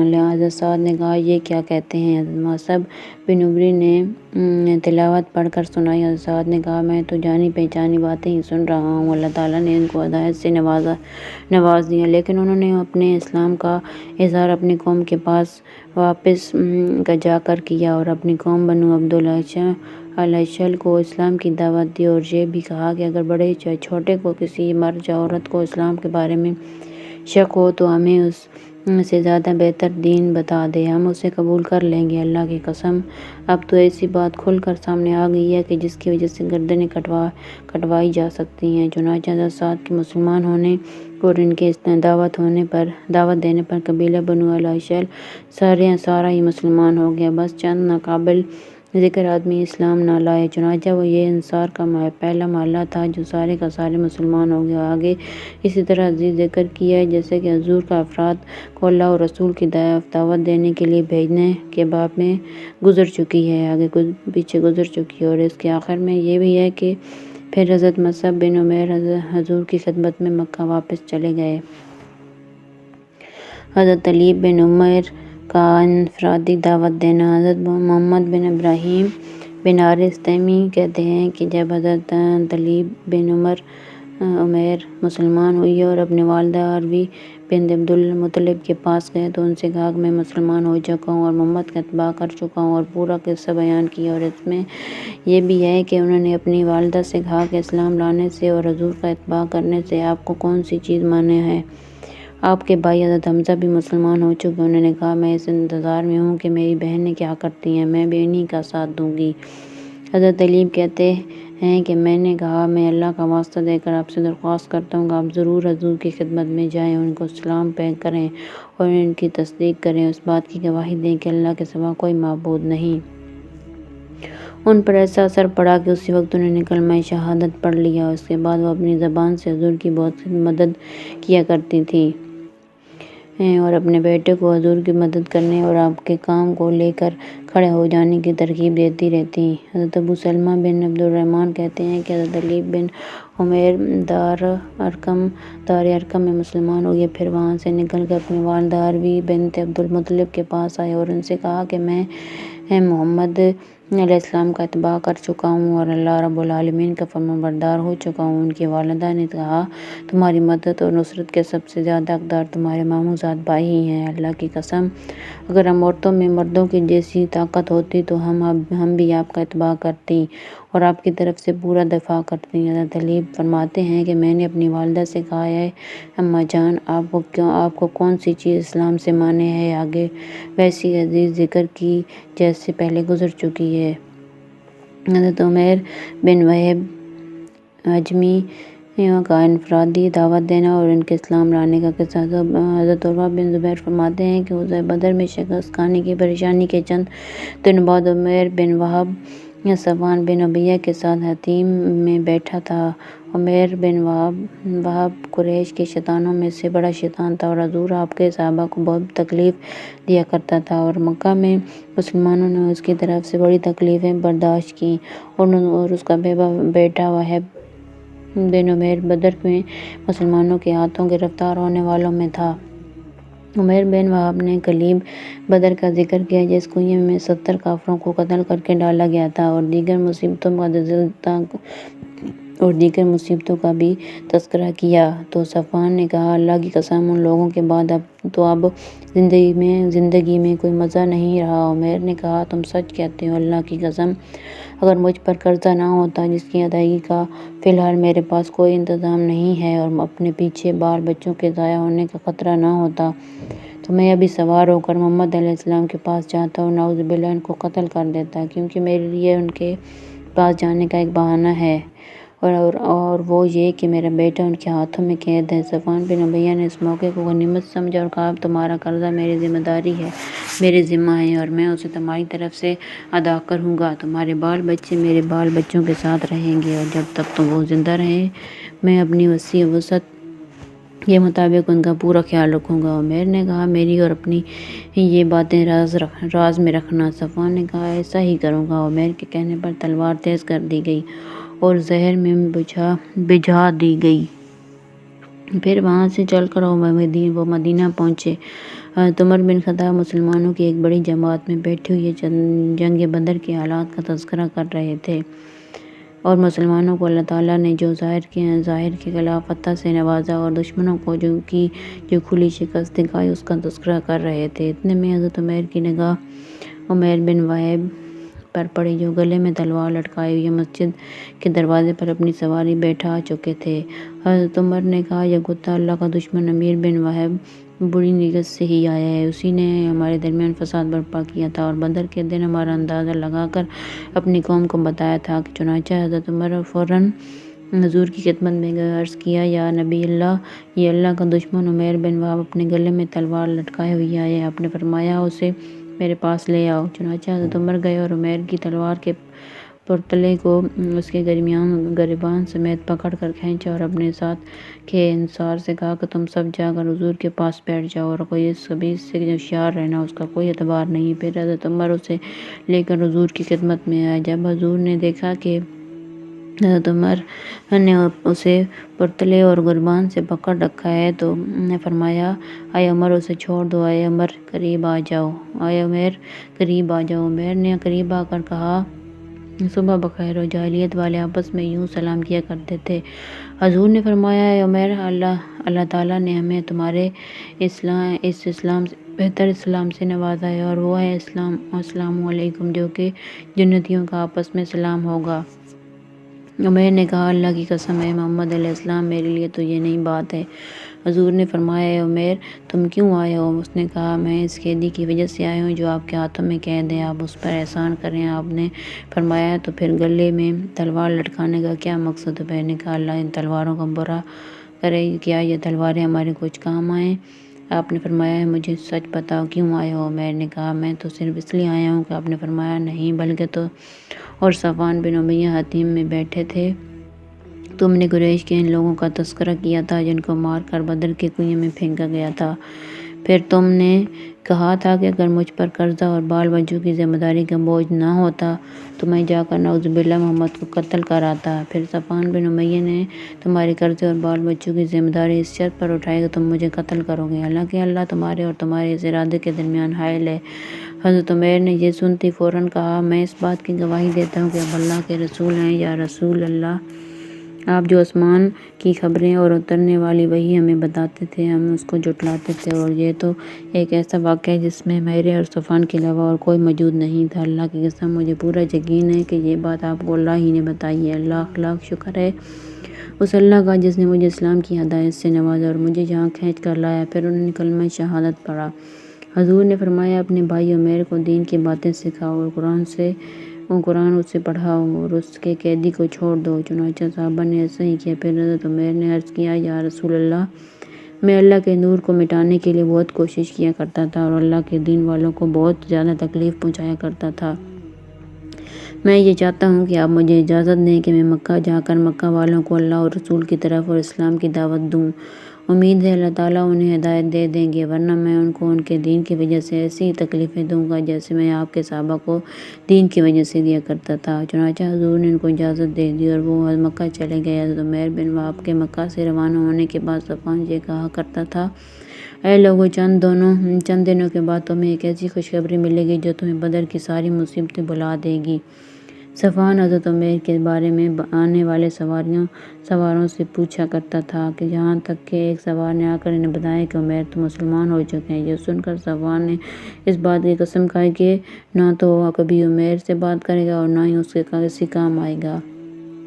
ابن جریر نے حضرت عروہ سے لمبی حدیث بیان کی ہے جس میں یہ مضمون بھی ہے کہ حضرت عمیر مکہ واپس آ کر اسلام کی دعوت میں مشغول ہو گئے اور جو ان کی مخالفت کرتا اسے سخت تکلیفیں پہنچاتے، چنانچہ ان کے ہاتھوں بہت سے لوگ مسلمان ہوئے۔ حضرت عروہ بن زبیر سے مرسلاً مروی ہے کہ جب اللہ تعالیٰ نے حضرت عمیر کو ہدایت دی تو مسلمان بہت خوش ہوئے اور حضرت عمر بن خطاب نے فرمایا کہ جس دن عمیر آئے تھے اس دن وہ خنزیر سے بھی زیادہ برے لگ رہے تھے اور آج وہ مجھے اپنے بیٹوں سے بھی زیادہ محبوب ہیں۔ حضرت عمرو بن امیہ فرماتے ہیں کہ جب حضرت عمیر بن وہب مسلمان ہونے کے بعد مکہ آئے تو سیدھے اپنے گھر گئے اور صفوان بن امیہ سے نہ ملے اور اپنے اسلام کا اظہار کیا اور اس کی دعوت دینے لگ گئے۔ جب صفوان کو یہ خبر پہنچی تو اس نے کہا میں تو اسی وقت سمجھ گیا تھا کہ جب عمیر میرے پاس پہلے نہیں آئے بلکہ سیدھے اپنے گھر چلے گئے کہ عمیر جس مصیبت سے بچانا چاہتا تھا میں اس میں جا گرا، وہ بددین ہو گیا اور میں نہ کبھی اس سے بات کروں گا نہ کبھی اس کا اور اس کے بال بچوں کا کوئی کام کروں گا۔ ایک دن صفوان نے منہ پھیر لیا تو اس سے حضرت عمیر نے کہا تم ہمارے سرداروں میں سے ایک سردار ہو، آپ بتاؤ کہ ہم جو پتھروں کی عبادت کیا کرتے تھے اور ان کے نام پر جو جانور ذبح کیا کرتے تھے کیا یہ بھی کوئی دین ہے؟ صفوان نے ان کو کوئی جواب نہ دیا۔ صفوان بن امیہ کے اسلام لانے کے بارے میں حضرت عمیر نے جو کوشش کی اس کا تذکرہ صفحے پر گزر چکا ہے۔ حضرت ابو ہریرہ کا انفرادی دعوت دینا۔ حضرت ابو ہریرہ فرماتے ہیں کہ میری والدہ مشرک تھیں، میں ان کو اسلام کی دعوت دیا کرتا تھا۔ ایک دن میں نے ان کو دعوت دی، انہوں نے مجھے حضور کے بارے میں بڑی ناگوار باتیں سنائیں۔ میں روتا ہوا حضور کی خدمت میں حاضر ہوا اور عرض کیا یا رسول اللہ، میں اپنی والدہ کو اسلام کی دعوت دیا کرتا تھا، وہ انکار کر دیا کرتی تھیں۔ آج میں نے ان کو دعوت دی تو انہوں نے مجھے آپ کے بارے میں بڑی ناگوار باتیں کی۔ آپ نے فرمایا اے اللہ ابو ہریرہ کی والدہ کو ہدایت دے دے۔ میں حضور کی دعا لے کر خوشی خوشی گھر کو چلا۔ وہاں پہنچ کر میں نے دروازہ کھولنا چاہا لیکن وہ بند تھا۔ میری والدہ نے میرے قدموں کی آہٹ سن کر کہا اے ابو ہریرہ ذرا ٹھہرو، میں نے پانی کے گرنے کی آواز سنی، یعنی میری والدہ اسلام میں داخل ہونے کے لیے نہا رہی تھیں۔ میری والدہ نے کرتا پہن لیا اور جلدی میں دوپٹہ نہ اٹھ سکی اور دروازہ کھول کر کہا، اے ابو ہریرہ، کلمہ شہادت فرماتے ہیں کہ میں نے حضور کی خدمت میں واپس آ کر آپ کو بتایا، آپ نے اللہ کا شکر ادا کیا اور دعائے خیر فرمائی۔ ابو ہریرہ نے فرمایا، اللہ کی قسم، جو بھی مسلمان مرد اور عورت میرا نام سنتا ہے وہ مجھ سے محبت کرنے لگ جاتا ہے۔ راوی کہتے ہیں کہ میں نے عرض کیا، کیا آپ کو اس کا کیسے پتہ چلتا ہے؟ تو حضرت ابو ہریرہ نے کہا، میں اپنی والدہ کو دعوت دیا کرتا تھا اور پھر سابقہ مضمون جیسا کہ تذکرہ ذکر کیا ہے اس کے آخر میں یہ اضافہ بھی ہے کہ میں دوڑتا ہوا حضور کی خدمت میں آیا اور اب میں خوشی سے رو رہا تھا جیسے کہ پہلے میں غم سے رو رہا تھا۔ میں نے کہا، یا رسول اللہ، آپ کو خوشخبری ہو، اللہ تعالیٰ نے آپ کی دعا کو قبول فرما لیا اور اللہ تعالیٰ نے ابو ہریرہ کی والدہ کو اسلام کی دعوت دے دی۔ پھر میں نے کہا، یا رسول اللہ، آپ اللہ سے دعا کریں کہ اللہ میری اور میری والدہ کی محبت تمام مومن مردوں اور عورتوں کے دل میں اور ہر مومن مرد و عورت کے دل میں ڈال دے۔ چنانچہ آپ نے یہ دعا فرمائی، اے اللہ، اپنے اس چھوٹے سے بندے اور اس کی والدہ کی محبت ہر مومن مرد اور عورت کے دل میں ڈال دے۔ چنانچہ جو بھی مسلمان مرد اور عورت میرا نام سنتا ہے وہ مجھ سے محبت کرنے لگ جاتا ہے۔ حضرت ام سلیم کا انفرادی دعوت دینا۔ حضرت انس فرماتے ہیں کہ حضرت ابو طلحہ نے اسلام لانے سے پہلے میری والدہ حضرت ام سلیم کو نکاح کا پیغام دیا۔ انہوں نے کہا، اے ابو طلحہ، کیا تم نہیں جانتے کہ تم جس خدا کی عبادت کرتے ہو وہ تو زمین سے اگنے والا درخت ہے؟ انہوں نے کہا، ہاں۔ ام سلیم نے کہا، درخت کی عبادت کرتے ہوئے تمہیں شرم نہیں آتی؟ اگر تم مسلمان ہو جاؤ تو میں تم سے اسلام کے علاوہ کسی قسم کے مہر کا مطالبہ نہیں کروں گا۔ انہوں نے کہا، اچھا، میں ذرا سوچ لوں، اور چلے گئے اور تھوڑی دیر کے بعد آ کر کلمہ شہادت پڑھ لیا۔ تو حضرت ام سلیم نے کہا، اے انس، میرا نکاح ابو طلحہ سے کر دو۔ چنانچہ حضرت انس نے ان کا نکاح کروا دیا۔ صحابہ کرام کا مختلف قبائل اور اقوام عرب کو دعوت دینا۔ حضرت حمام بن ثعلبہ کا قبیلہ بنو سعد بن بکر کو دعوت دینا۔ حضرت ابن عباس فرماتے ہیں کہ قبیلہ بنو سعد بن بکر نے حضرت حمام بن ثعلبہ کو اپنا نمائندہ بنا کر حضور کی خدمت میں بھیجا۔ انہوں نے مدینہ پہنچ کر مسجد کے دروازے پر اپنا اونٹ بٹھایا اور اس کی ٹانگوں میں رسی باندھی، پھر مسجد میں داخل ہوئے۔ اس وقت حضور اپنے صحابہ کے ساتھ بیٹھے ہوئے تھے۔ حضرت حمام بڑے مضبوط اور بڑے اور زیادہ بالوں والے آدمی تھے۔ ان کے سر پر بالوں کی 2 زلفیں تھیں۔ آ کر حضور اور صحابہ کے سامنے کھڑے ہو گئے اور پوچھا، آپ لوگوں میں سے کون ابن عبد المطلب ہیں؟ آپ نے فرمایا، جی ہاں۔ انہوں نے کہا، اے ابن عبد المطلب، میں آپ سے کچھ پوچھوں گا اور پوچھنے میں ذرا سختی کروں گا، آپ ناراض نہ ہونا۔ آپ نے فرمایا، نہیں، میں ناراض نہیں ہوں گا، تم جو چاہو پوچھو۔ انہوں نے کہا، میں آپ کو اللہ کا واسطہ دے کر پوچھتا ہوں جو آپ کا بھی معبود ہے اور آپ سے پہلے والوں اور بعد والوں کا بھی معبود ہے، کیا اللہ نے آپ کو ہماری طرف رسول بنا کر بھیجا ہے؟ آپ نے فرمایا، بخدا یہی بات ہے۔ پھر انہوں نے کہا، میں آپ کو اس اللہ کا واسطہ دے کر پوچھتا ہوں جو آپ کا بھی معبود ہے اور آپ سے پہلے والوں اور بعد والوں کا بھی معبود ہے، کیا اللہ نے آپ کو اس بات کا حکم دیا ہے کہ آپ ہمیں اس بات کا حکم دیں کہ ہم صرف اس کی عبادت کریں اور اس کے ساتھ کسی کو شریک نہ ٹھہرائیں اور ان بتوں کو چھوڑ دیں جن کو ہمارے باپ دادا عبادت کیا کرتے تھے؟ آپ نے فرمایا، بخدا یہی بات ہے۔ پھر انہوں نے کہا، میں آپ کو اس کا اللہ کا واسطہ دے کر پوچھتا ہوں جو آپ کا بھی معبود ہے اور آپ سے پہلے والوں اور بعد والوں کا بھی معبود ہے، کیا اللہ نے آپ کو اس بات کا حکم دیا ہے کہ ہم یہ 5 نمازیں پڑھیں؟ آپ نے فرمایا، جی ہاں۔ پھر وہ زکوٰۃ، روزے، حج اور اسلام کے دیگر فرائض کے بارے میں پوچھتے گئے، ہر دفعہ اللہ تعالیٰ کا واسطہ دے کر پوچھتے۔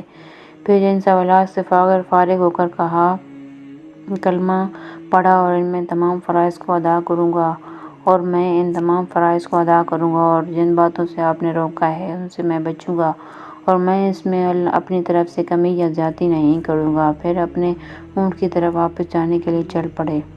تو حضور نے فرمایا، اگر اس 2 زلفوں والے آدمی نے سچ کہا ہے تو یہ ضرور جنت میں داخل ہوگا۔ چنانچہ انہوں نے اپنے اونٹ کے پاس آ کر اس کی رسی کو کھولا اور واپس چل دیے۔ جب یہ اپنی قوم میں پہنچے تو سب ان کے پاس جمع ہو گئے۔ تو سب سے پہلے انہوں نے یہ کہا، لات اور عزیٰ کا برا ہو۔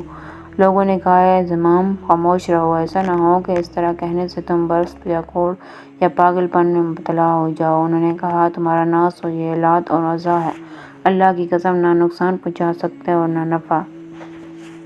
اللہ تعالیٰ نے اپنا رسول بھیجا ہے اور ان پر ایک کتاب اتاری ہے۔ اللہ تعالیٰ نے تم کو اس کتاب کے ذریعے اس شرک سے نکال دیا ہے جس میں تم مبتلا تھے، اور یہ پھر کلمہ شہادت پڑھ کر سنایا۔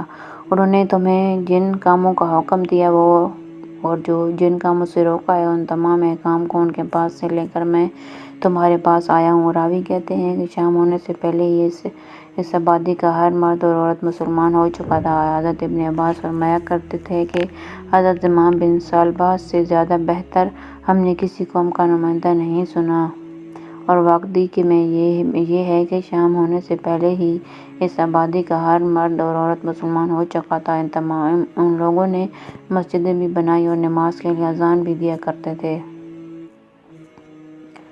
حضرت عمرو بن مرہ جہنی کا اپنی قوم کو دعوت دینا۔ حضرت عمرو بن مرہ جہنی فرماتے ہیں کہ زمانہ جاہلیت میں ہم لوگ اپنی قوم کی ایک جماعت کے ساتھ حج کرنے گئے تو میں نے مکہ میں خواب میں ایک چمکتا ہوا نور دیکھا جو کعبہ سے نکل رہا تھا، اور اس کی روشنی سے یثرب کا پہاڑ اور جہنہ کا اشر پہاڑ روشن ہو گیا، اور مجھے اس نور میں یہ آواز سنائی دی کہ تاریکی جھٹ گئی اور روشنی بلند ہو کر پھیل گئی اور خاتم الانبیاء کی باعث ہو گئی۔ وہ نور میرے سامنے دوبارہ چمکا، یہاں تک کہ میں نے ہیرا شہر کے محلات اور مدائن شہر کا سفید محل اور آنکھوں سے دیکھ لیا، اور اس نور میں یہ آواز سنائی دی کہ اسلام کا ظہور ہو چکا اور بت توڑ دیے گئے اور رشتے جوڑ دیے گئے۔ میں گھبرا کر اٹھا، اپنی قوم سے کہا، اللہ کی قسم، قریش کے اس قبیلے میں کوئی بڑا واقعہ پیش آنے والا ہے۔ اور میں نے ان کا اپنا خواب سنایا۔ جب میں اپنے علاقے میں پہنچا تو وہاں سے خبر پہنچی کہ احمد نامی ایک آدمی پیغمبر بنا کر بھیجے گئے ہیں۔ چنانچہ میں وہاں سے چل کر آپ کی خدمت میں حاضر ہوا اور آپ کو اپنا خواب سنایا۔ آپ نے فرمایا، عمر بن مرہ، میں وہ نبی ہوں جس کو تمام بندوں کی طرف رسول بنا کر بھیجا گیا ہے۔ میں سب کو اسلام کی دعوت دیتا ہوں، اور میں ان کو اس بات کا حکم دیتا ہوں کہ وہ خون کی حفاظت کریں اور صلح رحمی کریں اور ایک اللہ کی عبادت کریں اور بتوں کو چھوڑ دیں اور حج بیت اللہ کریں، اور 12 مہینوں میں سے رمضان کے 1 مہینے کے روزے رکھیں۔ جو میری بات مانے گا اسے جنت ملے گی، اور جو میری نافرمانی کرے گا وہ دوزخ کی آگ میں جائے گا۔ اے عمرو، ایمان لے آؤ، اللہ تعالیٰ تمہیں جہنم کی ہولناکی سے امن دے گا۔ اور میں نے کہا، میں اس بات کی گواہی دیتا ہوں کہ اللہ کے سوا کوئی معبود نہیں، اور آپ اللہ کے رسول ہیں، اور آپ جو حلال اور حرام لے کر آئے ہیں میں ان سب پر ایمان لے آیا، اگرچہ یہ بات بہت سی قوموں کو بری لگے گی۔ پھر میں نے آپ کو وہ چند اشعار پڑھ کر سنائے جو میں نے آپ کی بعث کی خبر سن کر کہے تھے۔ ہمارا ایک بت تھا اور میرے والد اس کے خادم تھے۔ میں نے کھڑے ہو کر اس بت کو توڑ دیا، پھر میں حضور کی طرف چل دیا اور میں نے یہ اشعار پڑھے، میں گواہی دیتا ہوں کہ اللہ تعالیٰ حق ہے، اور میں پتھروں سے بنے ہوئے بتوں کو سب سے پہلے چھوڑنے والا ہوں۔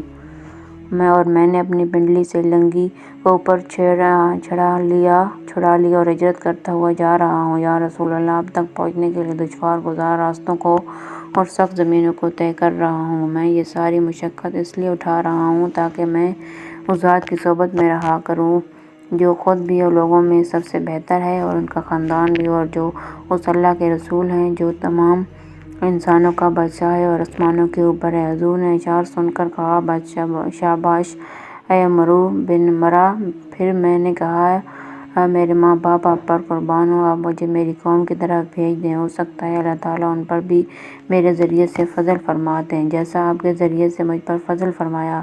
چنانچہ آپ نے مجھے بھیج دیا اور یہ ہدایت دی کہ نرمی سے پیش آنا اور صحیح اور سیدھی بات کہنا، سخت کلامی اور بد اخلاقی سے پیش نہ آنا اور تکبر اور حسد نہ کرنا۔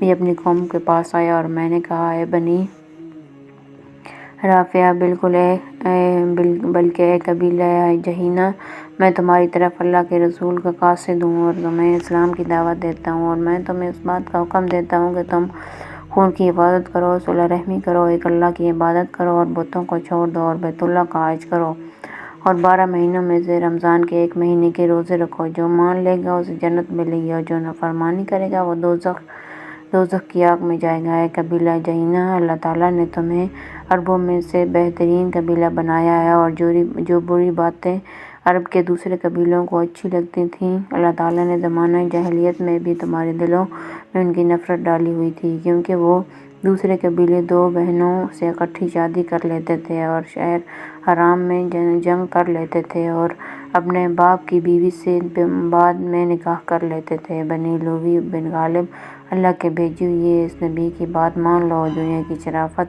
اور آخرت کی بزرگی ملے گی۔ حضرت عمر فرماتے ہیں کہ میری قوم میں سے کوئی میرے پاس نہ آیا، صرف ایک آدمی نے آ کر یہ کہا، عمرو بن مرہ، اللہ تیری زندگی کو تلخ کرے، کیا تم ہمیں اس بات کا حکم دیتے ہو کہ ہم اپنے معبودوں کو چھوڑ دیں اور ہم اپنا شریعہ بکھیر دیں اور ہم اپنے آباء و اجداد کے دین کی مخالفت کریں جو عمدہ اور بلند اخلاق والے تھے؟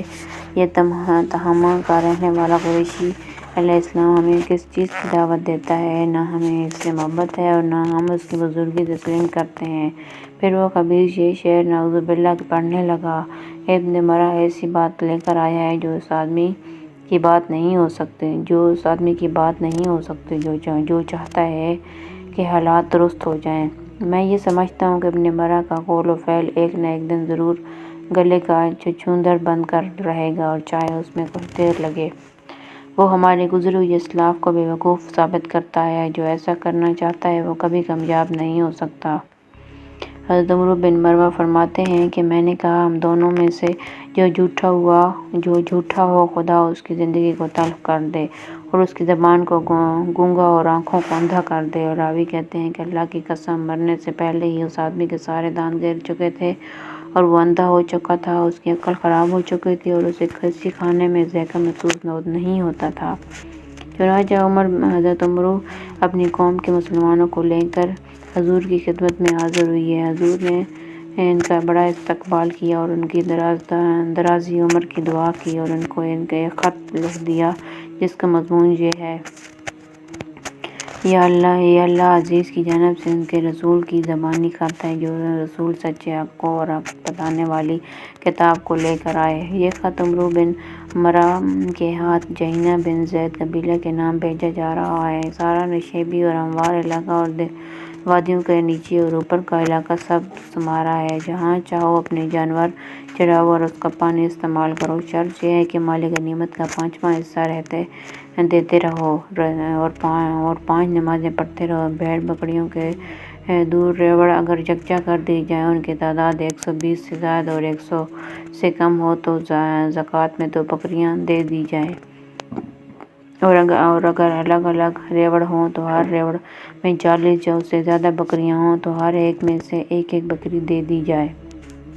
زراعت کا کام آنے والے اور پانی نکالنے والے جانوروں پر زکوٰۃ نہیں ہے۔ اللہ تعالیٰ اور تمام حاضر مسلمان ہمارے اس معاہدے پر گواہ ہیں۔ حضرت عروہ بن مسعود کا قبیلہ ثقیف کو دعوت دینا۔ حضرت عروہ بن زبیر کہتے ہیں کہ جب لوگوں نے 9 ہجری میں حج کی تیاری شروع کی تو حضرت عروہ بن مسعود حضور کی خدمت میں مسلمان ہو کر حاضر ہوئے اور حضور سے اس بات کی اجازت چاہی کہ اپنی قوم کے پاس واپس چلے جائیں۔ حضور نے فرمایا، مجھے ڈر ہے کہ وہ تمہیں کہیں قتل نہ کر دیں۔ انہوں نے کہا، وہ میرا اتنا احترام کرتے ہیں کہ اگر وہ میرے پاس آئیں اور میں سو رہا ہوں تو وہ مجھے جگاتے نہیں ہیں۔ چنانچہ حضور نے ان کو اجازت دے دی۔ وہ مسلمان ہو کر اپنی قوم کے پاس واپس عشاء کے وقت پہنچے۔ سارا قبیلہ انہیں سلام کرنے آیا۔ انہوں نے ان سب کو اسلام کی دعوت دی۔ قوم نے ان پر طرح طرح کے الزام تراشے اور انہیں غصہ دلایا اور انہیں بہت سی ناگوار باتیں سنائیں، پھر انہیں شہید کر ڈالا۔ چنانچہ حضور نے یہ خبر سن کر فرمایا، عروہ بن حبیب نجار جیسے ہیں جن کا تذکرہ سورہ یاسین میں ہے کہ انہوں نے اپنی قوم کو اللہ کی طرف دعوت دی، انہوں نے ان کو شہید کر دیا۔ بہت سے اہل علم اس قصے کو تفصیل سے ذکر کرتے ہیں اور اس میں یہ ہے کہ حضرت عروہ عشاء کے وقت طائف پہنچے اور اپنے گھر داخل ہوئے۔ قبیلہ ثقیف نے آ کر ان کو جاہلیت کے طریقے پر سلام کیا۔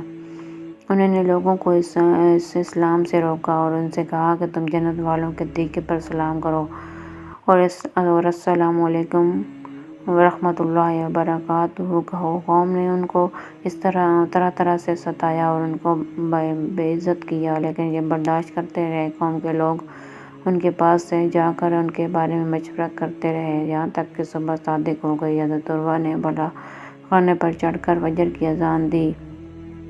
قبیلہ ثقیف کے لوگ ہر طرف سے نکل آئے۔ بنو مالک کے اوس بن عوف نامی آدمی نے ان کو ایسا تیر مارا جو ان کی رگ میں لگا اور اس شہرگ کا خون نہ رکا تو غیلان بن سلمہ اور کنانہ بن عبد یلیل اور حاکم بن عمرو اور بنو خلاف کے دیگر ممتاز سرداروں نے کھڑے ہو کر ہتھیار پہن لیے اور جمع ہو گئے اور یوں کہا یا تو ہم سارے مر جائیں گے یا عروہ بن مسعود کے بدلے میں بنو مالک کے 10 سرداروں کو قتل کر دیں گے۔ حضرت عروہ بن مسعود نے جب یہ منظر دیکھا تو کہا میری وجہ سے تم کسی کو قتل نہ کرو، میں نے اپنا خون اپنے قاتل کو اس لیے معاف کر دیا تاکہ اس سے تمہاری صلح باقی رہے۔ یہ میرا قتل تو اللہ تعالیٰ کا مجھ پر خاص انعام ہے اور اس نے مجھے شہادت کا مرتبہ عطا فرمایا اور میں اس بات کی گواہی دیتا ہوں کہ محمد اللہ کے رسول ہیں۔ انہوں نے مجھے بتایا تھا کہ تم مجھے قتل کر دو گے۔ پھر انہوں نے اپنے خاندان والوں کو بلا کر کہا جب میں مر جاؤں تو مجھے ان کے شہیدوں کے ساتھ دفن کرنا جو حضور کے ساتھ تمہارے ہاں جانے سے پہلے شہید ہوئی ہے۔ چنانچہ ان کا انتقال ہو گیا اور ان کے خاندان والوں نے بھی انہی شہید صحابہ کے ساتھ دفن کیا۔ حضور کو ان کے قتل کی خبر پہنچی تو فرمایا کہ عروہ بھی آگے پچھلی حدیث جیسا مضمون ہے۔ قبیلہ ثقیف کے مسلمان ہونے کا قصہ پیچھے صفحے میں گزر چکا ہے۔ حضور ان اخلاق و اعمال کے قصوں میں گزر چکا ہے جن کی وجہ سے لوگوں کو ہدایت ملتی تھی۔ حضرت طفیل بن عمرو دوسی کا اپنی قوم کو دعوت دینا۔ محمد بن اسحاق کہتے ہیں کہ حضور اپنی قوم کی طرف سے سخت رویہ رکھنے کے باوجود ان کی خیر خواہی کی پوری کوشش کرتے رہتے اور دنیا اور آخرت کی جس مصیبت میں وہ گرفتار تھے اس سے نجات پانے کی ان کو دعوت دیتے تھے۔ جب اللہ تعالیٰ نے قریش سے حضور کی پوری حفاظت فرما دی تو انہوں نے یہ رویہ اختیار کیا کہ لوگوں کو اور باہر سے آنے والے عربوں کو ڈرا کر حضور سے ملنے سے روکتے۔ حضرت طفیل بن عمرو دوسی بیان کیا کرتے ہیں کہ وہ مکہ گئے اور حضور وہاں ہی تھے۔ حضرت طفیل بہت مؤذن اور بڑے شاعر اور بڑے سمجھدار تھے۔ قریش کے چند آدمی ان کے پاس آئے اور ان سے کہا اے طفیل آپ ہمارے شہر میں آئے ہیں، یہ آدمی جو ہمارے درمیان رہتا ہے اس نے ہمیں بڑی مشکل میں ڈال دیا ہے، ہماری جماعت میں پھوٹ ڈال دی ہے، اس کی بات تو جادو کی طرح اثر رکھتی ہے، یہ بات بیٹے میں اور بھائی میں اور میاں بیوی میں جدائی پیدا کر دیتا ہے، ہمیں خطرہ ہے کہ جو پریشانیاں ہم آپ پر آ گئی ہیں کہیں وہ آپ پر اور آپ کی قوم پر نہ آ جائیں، لہٰذا آپ نہ تو اس سے بات کریں اور نہ ہی اس کی کوئی بات سنیں۔ حضرت طفیل کہتے ہیں کہ انہوں نے مجھ پر اتنا اصرار کیا اور اتنا پیچھے پڑے کہ میں نے بھی طے کر لیا کہ میں نہ تو حضور سے کوئی بات سنوں گا اور نہ ہی ان سے کوئی بات کروں گا، یہاں تک کہ صبح کو جب میں مسجد کو جانے لگا تو کانوں میں روئی اس ڈر سے بھر لی کہ کہیں بلا ارادہ آپ کی کوئی بات میرے کان میں نہ پڑ جائے۔ چنانچہ میں مسجد گیا تو حضور کعبہ کے پاس کھڑے ہوئے نماز پڑھ رہے تھے، میں آپ کے قریب کھڑا ہو گیا۔ اس ساری احتیاط کے باوجود اللہ نے مجھے حضور کے بعض الفاظ سنا ہی دیے، مجھے بہت اچھا کلام محسوس ہوا تو میں نے اپنے دل میں کہا میری ماں مجھے روئے، میں ایک سمجھدار اور شاعر آدمی ہوں، اچھے برے کلام میں تمیز کر لیتا ہوں، اس میں کیا حرج ہے کہ میں ان کی بات سنوں اور اگر اچھی ہوئی تو قبول کر لوں گا، اگر بری ہوئی تو چھوڑ دوں گا۔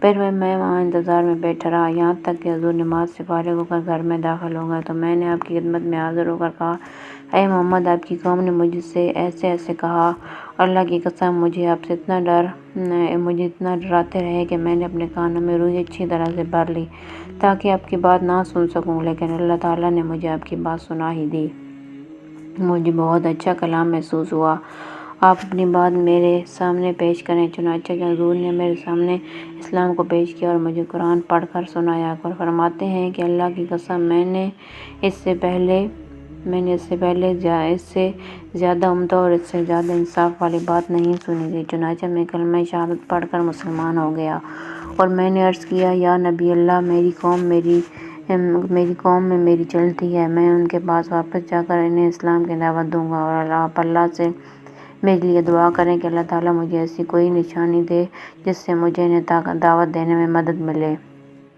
آپ نے یہ دعا فرمائی اے اللہ اس کو کوئی نشانی عطا فرما۔ چنانچہ میں اپنی قوم کی طرف چل پڑا، جب میں اس گھاٹی پر پہنچا جہاں سے میں اپنی آبادی والوں کو نظر آنے لگا تو میری دونوں آنکھوں کے درمیان چراغ کے مانند ایک چمکتا ہوا نور ظاہر ہوا اور میں نے دعا مانگی اے اللہ اس نور کو میرے دل چہرے کے علاوہ کسی اور جگہ ظاہر کر دیں، کیونکہ مجھے خطرہ ہے کہ میری قوم والے آنکھوں کے درمیان نور دیکھ کر یہ سمجھیں گے کہ ان کے دین چھوڑنے کی وجہ سے میرا چہرہ بدل گیا، چنانچہ وہ نور بدل کر میرے گھوڑے کے سرے پر آ گیا۔ جب میں گھاٹی سے آبادی کی طرف اتر رہا تھا تو آبادی والوں کو میرے گھوڑے کا یہ نور لٹکی ہوئی قندیل کی طرح نظر آ رہا تھا جسے وہ ایک دوسرے کو دکھا رہے تھے، یہاں تک کہ میں ان کے پاس پہنچ گیا۔ جب میں سواری سے اترا تو میرے والد آج جو کہ بہت بوڑھے ہو چکے تھے۔ میں نے ان سے کہا، اے ابا جان، مجھ سے دور رہیں، آپ کا مجھ سے کوئی تعلق نہیں اور نہ میرا آپ سے۔ انہوں نے کہا، اے میرے بیٹے، کیوں؟ میں نے کہا، آپ کیوں؟ کیونکہ میں مسلمان ہو چکا ہوں، محمد کا دین اختیار کر چکا ہوں۔ میرے والد نے کہا، میرا دین بھی وہی ہے جو تمہارا دین ہے۔ پھر انہوں نے غسل کیا اور اپنے کپڑے پاک کیے، پھر میرے پاس آئے، میں نے ان پر اسلام پیش کیا اور وہ اسلام میں داخل ہو گئے۔ پھر میری بیوی میرے پاس آئی، میں نے اس سے کہا، پرے ہٹ، میرا تم سے کوئی تعلق نہیں اور نہ تمہارا مجھ سے۔ انہوں نے کہا، کیوں؟ میرے ماں باپ آپ پر قربان ہوں۔ میں نے کہا، اسلام کی وجہ سے میرے اور تیرے درمیان جدائی ہو گئی ہے، چنانچہ وہ بھی مسلمان ہو گئی۔ پھر میں اپنے قبیلہ دوست کو اسلام کی دعوت دیتا رہا لیکن وہ انکار کرتے رہے۔ انہوں نے بہت دیر کر دی۔ آخر میں نے حضور کی خدمت میں مکہ حاضر ہو کر کہا، یا نبی اللہ، قبیلہ دوست نے مجھے ہرا دیا۔ میں نے انہیں بہت دعوت دی لیکن وہ ایمان نہ لائے، آپ ان کے لیے بدعا کر دیں۔ آپ نے بجائے بدعا کرنے کے ان کے لیے دعا فرمائی کہ اے اللہ، دوست کو ہدایت دے دے، اور مجھ سے فرمایا، اپنی قوم میں واپس جاؤ اور ان کو دعوت دیتے رہو لیکن ان کے ساتھ نرمی سے پیش آؤ۔ چنانچہ میں واپس آیا اور قبیلہ دوست میں ٹھہر کر ان کو اسلام کی دعوت دیتا رہا، یہاں تک کہ حضور ہجرت فرما کر مدینہ تشریف لے گئے اور بدر اور احد اور خندق کے غزوات بھی ہو گئے۔ پھر میں اپنے قوم کے مسلمانوں کے ساتھ لے کر حضور کی خدمت میں آیا۔ اس وقت حضور خیبر گئے ہوئے تھے۔ میں دوست کے 70 یا 80 گھرانوں کو لے کر مدینہ پہنچا۔ حضرت ابن عباس، حضرت طفیل بن عمرو کے اسلام لانے اور ان کے والد اور بیوی اپنی قوم کو دعوت دینے اور ان کے مکہ آنے کے قصے کو تفصیل سے ذکر کرتے ہیں، اور اس میں یہ اضافہ بھی ہے کہ ان کو حضور نے ذوالقرنین بت کے جلانے کے لیے بھیجا تھا اور یہ یمامہ بھی گئے تھے اور اس بارے میں انہوں نے خواب بھی دیکھا تھا اور غزوہ یمامہ میں یہ شہید ہو گئے تھے۔ ایک اور روایت ہے کہ حضرت طفیل جب مکہ آئے تو ان سے قریش کے کچھ لوگوں نے حضور کی دعوت کا تذکرہ کیا اور ان سے یہ بھی کہا کہ وہ حضور کا امتحان لے کر دیکھیں۔ چنانچہ انہوں نے حضور کے پاس جا کر اپنے شعر پڑھ کر سنائے۔ حضور نے سورۃ اخلاص اور معوذتین پڑھ کر سنائیں۔ یہ فوراً مسلمان ہو گئے، اپنی قوم کے پاس واپس چلے گئے۔ پھر کوڑے میں نور کے ظاہر ہونے کا قصہ بھی ذکر کیا۔ انہوں نے اپنی قوم کو دعوت دی، پھر جن میں سے صرف حضرت ابو ہریرہ نے ان کی دعوت کو قبول کیا۔ اس کے بعد انہوں نے حضور کی خدمت میں حاضر ہو کر عرض کیا کہ کیا آپ چاہتے ہیں کہ آپ کو دوست کو زمین مل جائے اور جو کہ مضبوط اور محفوظ قلعہ ہے، یعنی حملہ کر کے اس پر قبضہ کر لیں یا ان کے لیے بدعا کریں؟ لیکن حضور نے دوست کو ہدایت کی دعا فرما دی۔ تو حضرت طفیل نے حضور سے کہا کہ میں تو ان کی ہدایت کی یہ دعا نہیں چاہتا تھا۔ حضور نے فرمایا، ان میں تیرے جیسے بہت سارے ہیں۔ راوی کہتے ہیں کہ حضرت جندب بن عمرو بن حمامہ بن عوف دوسی رضی اللہ تعالیٰ عنہ زمانہ جاہلیت میں کہا کرتے تھے کہ اس مخلوق کا کوئی نہ کوئی خالق ضرور ہے لیکن وہ کون ہے یہ میں نہیں جانتا۔ جب انہوں نے حضور کی خبر سنی تو اپنی قوم کے 75 آدمیوں کو لے کر چل پڑے اور حضور کی خدمت میں حاضر ہو کر خود بھی مسلمان ہوئے اور ان کے ساتھی بھی مسلمان ہوئے۔ حضرات صحابہ کرام کا افراد اور تمام جماعتوں کو دعوت دینے کے لیے بھیجنا۔ حضرت ہشام بن عاص اموی فرماتے ہیں کہ مجھے ایک آدمی قروم کے بادشاہ ہرقل کے پاس اسلام کی دعوت دینے کے لیے بھیجا گیا تھا، یہاں تک کہ ہم غوطۂ دمشق پہنچے اور جبلہ بن اہم غسانی کے پاس ہمارا قیام ہوا۔ چنانچہ ہم اس کے پاس گئے تو وہ اپنے تخت پر بیٹھا ہوا تھا جس نے اپنا قاصد ہمارے پاس بھیجا تھا کہ ہم اس قاصد سے بات کریں۔ ہم نے کہا، اللہ کی قسم، ہم کسی قاصد سے بات نہیں کریں گے، ہمیں تو بادشاہ کے پاس بھیجا گیا ہے، اگر وہ ہمیں اجازت دے تو ہم اس سے بات کریں گے ورنہ ہم قاصد سے بات نہیں کریں گے۔ چنانچہ قاصد نے واپس جا کر ان کو یہ بتایا تو اس نے ہمیں اپنے پاس آنے کی دعوت دی۔ چنانچہ ہم ان کے پاس گئے تو اس نے کہا، کہو کیا کہنا چاہتے ہو؟ تو حضرت ہشام بن عاص نے ان سے گفتگو شروع کی اور اسے اسلام کی دعوت دی۔ وہ کالے کپڑے پہنے ہوئے تھا حضرت ہشام نے اس سے پوچھا یہ کالے کپڑے کیوں پہن رکھے ہیں؟ اس نے کہا یہ کالے کپڑے پہن کر میں نے قسم کھائی ہے کہ جب تک تمہیں شام سے نہ نکال دوں ان کو نہ اتاروں گا۔ ہم نے کہا اللہ کی قسم تمہارا یہ دربار جہاں تم بیٹھے ہوئے ہو یہ بھی ہم تم سے ضرور لے لیں گے انشاءاللہ۔ تمہارے بادشاہ ہرکل کا مالک روم بھی ضرور لے لیں گے، کیونکہ ہمیں اس کی خبر ہمارے نبی حضرت محمد نے دی ہے۔ اس نے کہا تم وہ لوگ نہیں ہو جو یہ فتح کریں گے، بلکہ یہ تو وہ لوگ ہوں گے جو دن کو روزہ رکھیں گے اور رات کو عبادت کریں گے۔ حضرت موسیٰ بن عقبہ فرماتے ہیں کہ حضرت ہشام بن عاص اور حضرت نعیم بن عبداللہ اور ایک اور صحابی جن کا نام راوی نے ذکر کیا ہے، یہ تینوں حضرت ابوبکر کے زمانے خلافت میں شام شہرم کے پاس بھیجے گئے۔ فرماتے ہیں کہ ہم جبلہ بن اہم کے پاس گئے، وہ غوطے میں تھا، اس نے کالے کپڑے پہن رکھے تھے، ان کے چاروں طرف ہر چیز کالی تھی۔ اس نے کہا اے ہشام بات کرو، چنانچہ حضرت ہشام نے اس سے بات کی اور اسے اللہ کی دعوت دی۔ اس کے بعد کی تفصیل انشاءاللہ آگے آئے گی۔ حضرات صحابہ کرام کا اللہ تعالیٰ کی طرف اور اسلام میں داخل ہونے کی طرف دعوت دینے کے لیے خطوط بھیجنا۔ حضرت زیاد بن حارث کا اپنی قوم کے نام خط۔ حضرت زیاد بن حارث سدائی فرماتے ہیں کہ میں حضور کی خدمت میں حاضر ہوا اور اسلام پر آپ سے بیعت ہوا۔ مجھے پتہ چلا کہ حضور نے ایک لشکر میری قوم کی طرف بھیجا ہے۔ میں نے عرض کیا یا رسول اللہ آپ لشکر واپس بلا لیں، میں اس بات کی ذمہ داری لیتا ہوں کہ میری قوم مسلمان بھی ہو جائے گی اور اس کی آپ کی اطاعت بھی کرے گی۔ اور آپ نے فرمایا تم جاؤ اور لشکر کو واپس بلا لاؤ۔ میں نے کہا یا رسول اللہ میری سواری تھکی ہوئی ہے۔ حضور نے ایک آدمی کو بھیج کر لشکر واپس بلوا لیا۔ میں نے اپنی قوم کو خط لکھا اور وہ مسلمان ہو گئے، اور ان کا ایک وقت یہ خبر لے کر حضور کی خدمت میں آیا۔ آپ نے مجھ سے فرمایا اے سدائی بھائی، واقعی تمہاری قوم تمہاری بات مانتی ہے۔ میں نے کہا اس پر میرا کمال نہیں ہے، بلکہ اللہ تعالیٰ نے ان کو اسلام کی ہدایت دی ہے۔ آپ نے فرمایا کیا میں تمہیں ان کا امیر نہ بنا دوں؟ میں نے کہا بنا دیں یا رسول اللہ۔ چنانچہ حضور نے میری امارت کے بارے میں مجھے ایک خط لکھ کر دیا۔ میں نے کہا یا رسول اللہ ان کے صدقات میں سے میرے لیے کچھ حصہ مقرر کر دیں۔ آپ نے فرمایا اچھا۔ اور اس بارے میں مجھے ایک اور خط لکھ دیا۔ یہ سارا واقعہ ایک سفر میں پیش آیا تھا۔ پھر حضور نے ایک جگہ پڑاؤ ڈالا، اس جگہ والوں نے آ کر اپنے عامل صدقات کے متعلق آپ سے شکایات کی اور کہا کہ ہمارے اور اس کی قوم کے درمیان زمانہ جاہلیت میں کچھ جھگڑا تھا، جس کی وجہ سے اس نے ہمارے ساتھ سختی کی ہے۔ آپ نے فرمایا اچھا اس نے ایسا کیا ہے؟ انہوں نے کہا جی ہاں۔ آپ نے اپنے صحابہ کو مخاطب کرتے ہوئے فرمایا اور میں بھی ان میں سے تھا، اور کہ مومن آدمی کے لیے امیر بننے میں کوئی خیر نہیں۔ حضور کی یہ بات میرے دل میں بیٹھ گئی۔ پھر آپ کے پاس ایک اور آدمی نے آ کر کہا مجھے کچھ دے دیں۔ آپ نے فرمایا جو آدمی غنی ہو کر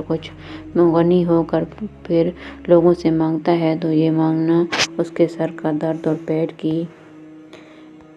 کی بیماری بن کر رہے گا۔ اس آدمی نے کہا مجھے صدقات میں سے دے دیں۔ حضور نے فرمایا کہ اللہ تعالیٰ نے صدقات کی تقسیم کے بارے میں نبی اور اس کے علاوہ کسی اور سے فیصلہ نہیں کروایا، بلکہ اس بارے میں خود فیصلہ کیا ہے اور 8 قسم کے انسانوں میں صدقات کا مال تقسیم کرنے کا حکم دیا ہے۔ اگر تم ان 8 قسم کے انسانوں میں سے ہو تو میں تمہیں دے دوں گا۔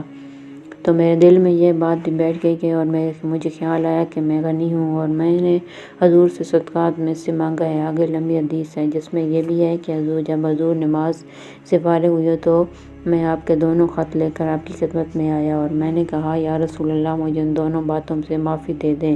آپ نے فرمایا تمہیں کیا ہوا؟ میں نے کہا یا رسول اللہ میں نے آپ کو یہ کہتے ہوئے سنا ہے کہ مومن آدمی کے لیے امیر بننے میں کوئی خیر نہیں ہے، اور میں اللہ اور رسول پر ایمان رکھتا ہوں، اور میں نے آپ کو سائل سے یہ کہتے ہوئے سنا کہ جو آدمی غنی ہو کر پھر لوگوں سے مانگتا ہے تو مانگنا اس کے سر کا درد اور پیٹ کی بیماری بن کر رہے گا، اور میں غنی تھا پھر بھی میں نے آپ سے سوال کیا۔ آپ نے فرمایا یہ بات تو وہی ہے، اگر تم چاہو تو یہ خط رکھ لو اور چاہو تو واپس کر دو۔ میں نے کہا میں تو واپس کرتا ہوں۔ آپ نے مجھ سے فرمایا مجھے کوئی ایسا آدمی بتاؤ جسے تم سب کا امیر بنا دوں۔ آنے والے وقت میں سے میں نے ایک کا نام بتایا، حضور نے اسے ان کا امیر بنا دیا۔ حضرت بجیر بن زہر بن ابی سلمہ کا اپنے بھائی قابس کے نام خط۔ حضرت عبدالرحمن بن کعب فرماتے ہیں کہ حضرت کعب بن زبیر اور حضرت بجیر بن زہر دونوں سفر میں روانہ ہوئے۔ چشمے پر پہنچ کر جب بحیر نے حضرت کعب سے کہا کہ تم اسی جگہ ان دو جانوروں کے ساتھ رہو، میں ذرا اس آدمی یعنی حضور کے پاس جا کر سنتا ہوں کہ وہ کیا کہتے ہیں۔ چنانچہ حضرت کعب وہیں ٹھہر گئے اور حضرت بجیر حضور کی خدمت میں حاضر ہو گئے۔ آپ نے ان کے سامنے سے اسلام کو پیش کیا، وہ سب مسلمان ہو گئے۔ جب یہ خبر کعب کو پہنچی تو انہوں نے مخالفت میں یہ اشعار کہے: خبردار اے میرے دونوں ساتھیوں، میری طرف سے بجیر کو یہ پیغام پہنچا دو کہ تیرے غیر کا ناس ہو، اس نے تجھے کس راستے پر ڈال دیا ہے۔ غیر سے مراد ابوبکر مراد ہیں۔ ایسے اخلاق پر تمہیں ڈال دیا جن پر نہ تمہارے ماں باپ ہیں اور نہ تمہارے بھائی۔ ابوبکر نے تمہیں ایک خراب پیالہ پلایا اور اس غلام نے تمہیں بار بار پلا کر سیراب کیا ہے۔ جب یہ اشعار حضور تک پہنچے تو حضور نے کعب کے خون کو مباح کر دیا اور فرمایا کہ جسے کعب جہاں بھی ملے اور وہ کعب کو قتل کر دے۔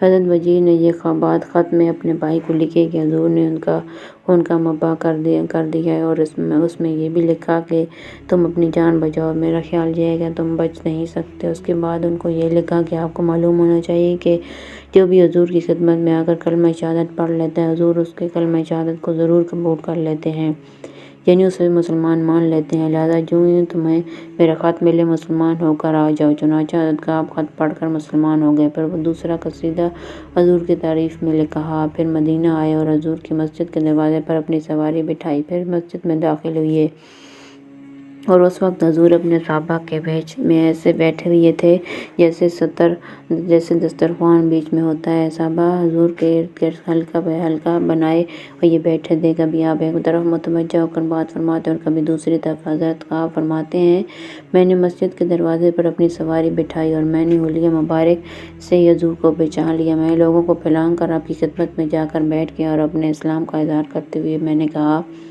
یا رسول اللہ، میں اپنے لیے امن چاہتا ہوں۔ آپ نے فرمایا، تم کون ہو؟ میں نے کہا، کعب بن زبیر ہوں۔ آپ نے فرمایا، تم ہی نے تو وہ اشعار کہے تھے۔ پھر حضرت ابوبکر کی طرف متوجہ ہو کر فرمایا، اے ابوبکر، اس نے کیسے کہا تھا؟ تو وہ حضرت ابوبکر نے یہ شعر پڑھا: ابوبکر نے تمہیں ایک خراب پیالہ پلایا ہے اور اس غلام نے تمہیں بار بار پلا کر سیراب کیا ہے۔ میں نے کہا، یا رسول اللہ، یہ شعر میں نے ایسے نہیں کہا تھا۔ آپ نے فرمایا، تم نے کیسے کہا تھا؟ میں نے کہا، میں نے یہ کہا تھا، الفاظ میں تھوڑی سی تبدیلی کر کے تاریخ کا شعر بنا دیا۔ ابوبکر نے تمہیں ایک لبریز پیالہ پلایا ہے اور اس معتبر شخص نے تمہیں بار بار پلا کر سیراب کیا ہے۔ حضور نے فرمایا، اللہ کی قسم، ابوبکر واقعی معتبر شخص ہیں۔ پھر کعب نے اپنا قصیدہ آخر تک سنایا کہ پورا قصیدہ حضرت موسیٰ بن عقبہ کہتے ہیں کہ حضرت کعب بن زبیر نے مدینہ میں مسجد نبوی کے اندر حضور کو اپنا قصیدہ بانٹ سعد پڑھ کر سنایا۔ جب وہ اپنے اس شعر پر پہنچے: بے شک رسول اللہ ایک ایسی تلوار ہیں جس سے ہدایت کی روشنی حاصل کی جاتی ہے، اور آپ اللہ تعالیٰ کی تلواروں میں سے وہ تلوار ہے جو خوب کاٹنے والی اور سونتی ہوئی ہے۔ قریش کے چند نوجوان مسلمان ہو گئے تھے، ان میں یہ رسول بیٹھے ہوئے تھے تو ان میں سے مکہ میں ایک نوجوان نے کہا تھا، اے کافرو، سامنے سے ہٹ جاؤ۔ تو حضور نے اپنی آستین سے مجمع کی طرف اشارہ کیا تاکہ لوگ اسے غور سے سنیں۔ راوی کہتے ہیں، حضرت بجیر بن زہر نے اپنے بھائی کعب بن زہر بن ابی سلمہ کو ایک خط لکھا تھا جس میں وہ اپنے بھائی کو ڈرا رہے تھے اور ان کو اسلام کی دعوت دے رہے تھے، اور اس خط میں یہ اشعار بھی لکھے تھے: کعب کو میری جانب سے یہ پیغام کون پہنچائے گا؟ کیا اسے دین میں داخل ہونے کا شوق ہے جس کے بارے میں نہ تو ناحق ملامت کرتا ہے، حالانکہ وہی دین زیادہ مضبوط، قابل اعتماد ہے۔ اگر تم نجات حاصل کرنا چاہتے ہو تو لات و عزیٰ کو چھوڑ کر ایک اللہ کی طرف آ جاؤ، نجات پا لو گے اور محفوظ ہو جاؤ گے۔ تم اس دن نجات پا لو گے جس دن پاک دل مسلمان کے علاوہ کوئی بھی نہ نجات پا سکے گا اور نہ آگ سے خلاصی حاصل کر سکے گا۔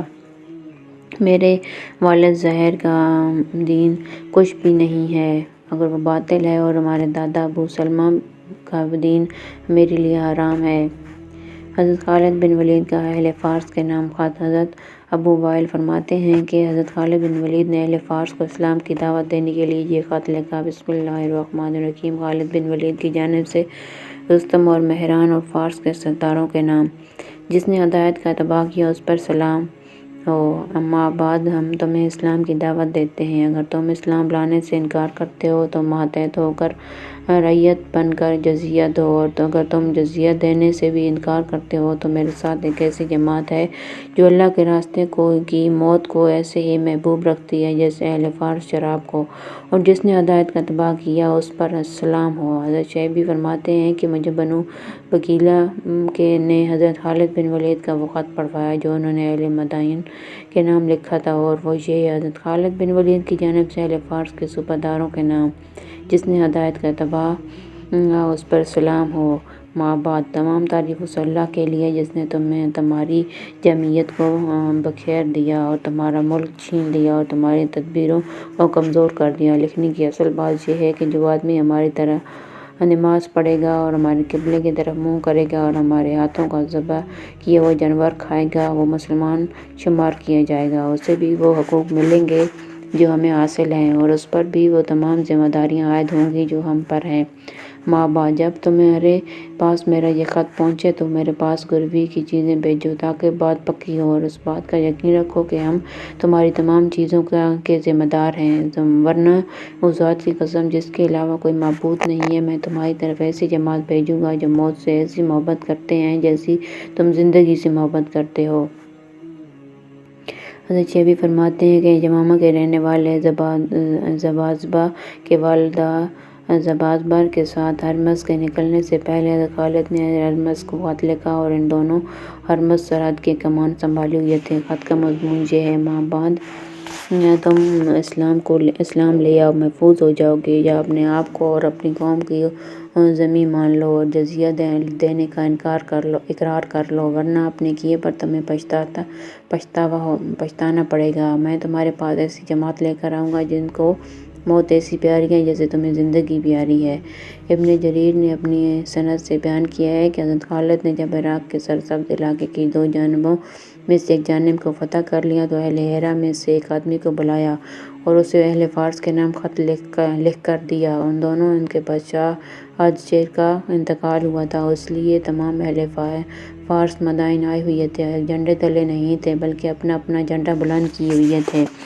صرف بہمن جازویہ کو ان لوگوں نے مقدمہ دے کر بحر سیر شہر میں ٹھہرایا ہوا تھا۔ بہمن جازویہ کے ساتھ عزازبہ اور جیسے اور سردار بھی تھے۔ حضرت خالد نے سلوبہ شہر سے ایک اور آدمی کو بلایا اور ان دونوں کو دو خط لکھ کر دیے، ایک خط خاص سرداروں کے نام اور دوسرا عام سرداروں کے نام۔ دونوں قاصدوں میں سے ایک تو ہیرا کا مقامی باشندہ تھا اور دوسرا نبطی تھا۔ نبطی وہ اجمی لوگ ہیں جو عراق میں آباد ہو گئے تھے۔ حضرت خالد نے ہیرا والے قاصد سے پوچھا: تمہارا کیا نام ہے؟ اس نے کہا: مرا۔ حضرت خالد نے کہا: یہ خط اہل فارس کے پاس لے جاؤ، یا تو اللہ تعالیٰ ان کی زندگی کو تلخ کر دے گا یا وہ مسلمان ہو جائیں گے اور اللہ تعالیٰ کی طرف رجوع کر لیں گے۔ اور سلوبہ شہر والے قاصد سے حضرت خالد نے پوچھا: کیا تمہارا کیا نام ہے؟ اس نے کہا: ارکیل۔ اس کے نام سے فال لیتے ہوئے حضرت خالد نے کہا: یہ کتاب لے جاؤ اور یہ دعا کی: اے اللہ، اہل فارس کی جان نکال دے۔ ابن جریر کہتے ہیں کہ ان دونوں خطوں کا مضمون یہ ہے: بسم اللہ الرحمن الرحیم، خالد بن ولید کی جانب سے فارس کے راجاؤں کے نام۔ ما بعد، تمام تعریفیں اس اللہ کے لیے ہیں جس نے تمہارا نظام درہم برہم کر دیا اور تمہاری تدبیر کو کمزور کر دیا اور تمہارے شہزادے کو بکھیر دیا، اور اگر وہ تمہارے ساتھ ایسا نہ کرتا تو تمہارے لیے بہت بڑا فتنہ ہوتا۔ تم ہمارے دین میں داخل ہو جاؤ، ہم تمہیں تمہارے علاقے میں رہنے دیں گے اور ہم تمہارے علاقے میں سے گزر کر آگے کے علاقے میں چلے جائیں گے۔ ہمارے دین میں خوشی خوشی داخل ہو جاؤ، نہیں تو تمہیں مجبور ہو کر ایسی قوم کے ہاتھوں مغلوب ہو کر ہمارے دین کا ماتحت بننا پڑے گا جن کو موت ایسی پیاری ہے جیسے تمہیں زندگی۔ بسم اللہ الرحمن الرحیم، خالد بن ولید کی جانب سے فارس کے صوبیداروں کے نام۔ ما بعد، تم مسلمان ہو جاؤ، محفوظ ہو جاؤ گے۔ اگر مسلمان نہیں ہوتے تو ذمہ بننا قبول کرو اور جزیہ ادا کرو، ورنہ میں تمہارے پاس ایسی قوم لے کر آیا ہوں جن کو موت ایسی پیاری ہے جیسے تمہیں شراب پینا۔ حضور کے زمانے میں صحابہ کرام کا میدان جنگ میں دعوت دینا حضرت مسلم بن حارث بن مسلم تمیمی فرماتے ہیں کہ مجھ سے میرے والد حارث نے بھی بیان کیا کہ حضور نے ہمیں ایک جماعت میں بھیجا۔ جب ہم چھاپا مارنے کی جگہ کے قریب پہنچے تو میں نے اپنے گھوڑے کو تیز دوڑایا اور اپنے ساتھیوں سے آگے چلا گیا تو تمام قبیلے والے روتے پیٹتے بستی سے باہر نکل آئے۔ میں نے ان سے کہا لا الہ الا اللہ کہہ لو، محفوظ ہو جاؤ گے۔ چنانچہ ان لوگوں نے کلمہ پڑھ لیا۔ پھر میرے ساتھی بھی پہنچ گئے۔ انہیں جب یہ پتہ چلا تو مجھے ملامت کرنے لگے اور کہنے لگے مال غنیمت ہمیں آسانی سے مل سکتا تھا لیکن تم نے ہمیں اس سے محروم کر دیا۔ بہرحال جب ہم واپس لوٹے تو ساتھیوں نے حضور سے اس کا تذکرہ کیا۔ آپ نے مجھے بلا کر میرے اس عمل کی بڑی تحسین فرمائی اور فرمایا اللہ تعالیٰ نے تمہارے لیے ہر انسان کے بدلے میں اتنا ثواب لکھ دیا۔ عبدالرحمن راوی کہتے ہیں کہ مجھے وہ ثواب بھول گیا۔ پھر حضور نے فرمایا میں تمہیں ایک تحریر لکھ کر دیتا ہوں اور میرے بعد جو مسلمان کیے امام ہوں گے ان کے تمہارے بارے میں وصیت کر دیتا ہوں۔ چنانچہ آپ نے وہ تحریر لکھوا کر اس پر مہر لگائی اور پھر مجھے دے دی اور مجھ سے فرمایا صبح کی نماز پڑھ کر کسی سے بات کرنے سے پہلے 7 مرتبہ اللہم اجرنی من النار پڑھا کرو۔ اگر تم اس دن مر گئے تو اللہ تعالیٰ تمہارے لیے آگ سے پناہ لکھ دیں گے۔ اور مغرب کی نماز پڑھ کر کسی سے بات کرنے سے پہلے اللہم اجرنی من النار 60 مرتبہ پڑھا کرو۔ اگر تم اس رات مر گئے تو اللہ تعالیٰ تمہارے لیے آگ سے پناہ لکھ دیں گے۔ جب آپ کا انتقال ہو گیا تو میں نے وہ تحریر حضرت ابوبکر کو دی۔ انہوں نے اس کی مہر توڑ کر اسے پڑھا۔ حضور کی تحریر کے مطابق انہوں نے مجھے مال دیا اور پھر اس پر مہر لگا دی۔ پھر میں وہ تحریر لے کر حضرت عمر کے زمانے میں ان کے پاس آیا، انہوں نے بھی ایسا ہی کیا۔ پھر میں تحریر لے کر حضرت عثمان کے زمانے میں ان کے پاس گیا، انہوں نے بھی ایسا ہی کیا۔ مسلم بن حارث فرماتے ہیں کہ حضرت عثمان کے زمانے خلافت میں حضرت حارث کا انتقال ہو گیا لیکن تو حضور کی وہ تحریر ہمارے پاس تھی، یہاں تک کہ حضرت عمر بن عبدالعزیز خلیفہ بنے۔ انہوں نے ہمارے علاقے کے گورنر کو لکھا کہ مسلم بن حارث بن مسلم تمیمی کے والد حارث کو حضور نے جو تحریر لکھ کر دی ہے مسلم کو اس تحریر کے ساتھ میرے پاس بھیجو۔ چنانچہ وہ تحریر لے کر میں ان کے پاس گیا، انہوں نے اسے پڑھا اور حضور کی تحریر کے مطابق مجھے مال دیا اور اس پر مہر لگا دی۔ حضرت زہری کہتے ہیں کہ حضور نے 15 آدمیوں کی جماعت میں حضرت کعب بن عمیر غفاری کو بھیجا۔ جب یہ لوگ ملک شام کے مقام ذات اطلاع پہنچے تو انہوں نے وہاں کافروں کی بہت بڑی تعداد کو پایا۔ ان حضرات نے ان کافروں کو اسلام کی دعوت دی جسے انہوں نے قبول نہ کیا بلکہ انہوں نے تیر برسانے شروع کر دیے۔ صحابہ نے یہ دیکھ کر ان سے بڑی سخت جنگ کی یہاں تک کہ وہ سب شہید ہو گئے۔ ان شہیدوں میں صرف ایک زخمی آدمی زندہ بچ گیا جو رات کے اندھیرے میں کسی طرح چل کر حضور کی خدمت میں پہنچ گیا، جس نے حضور کو ساری گزاری سنائی۔ اس پر حضور نے ان کافروں کی طرف لشکر بھیجنے کا ارادہ فرمایا لیکن آپ کو پتہ چلا کہ وہ کافر وہاں سے کسی اور جگہ چلے گئے ہیں، لہٰذا وہ لشکر نہ بھیجا۔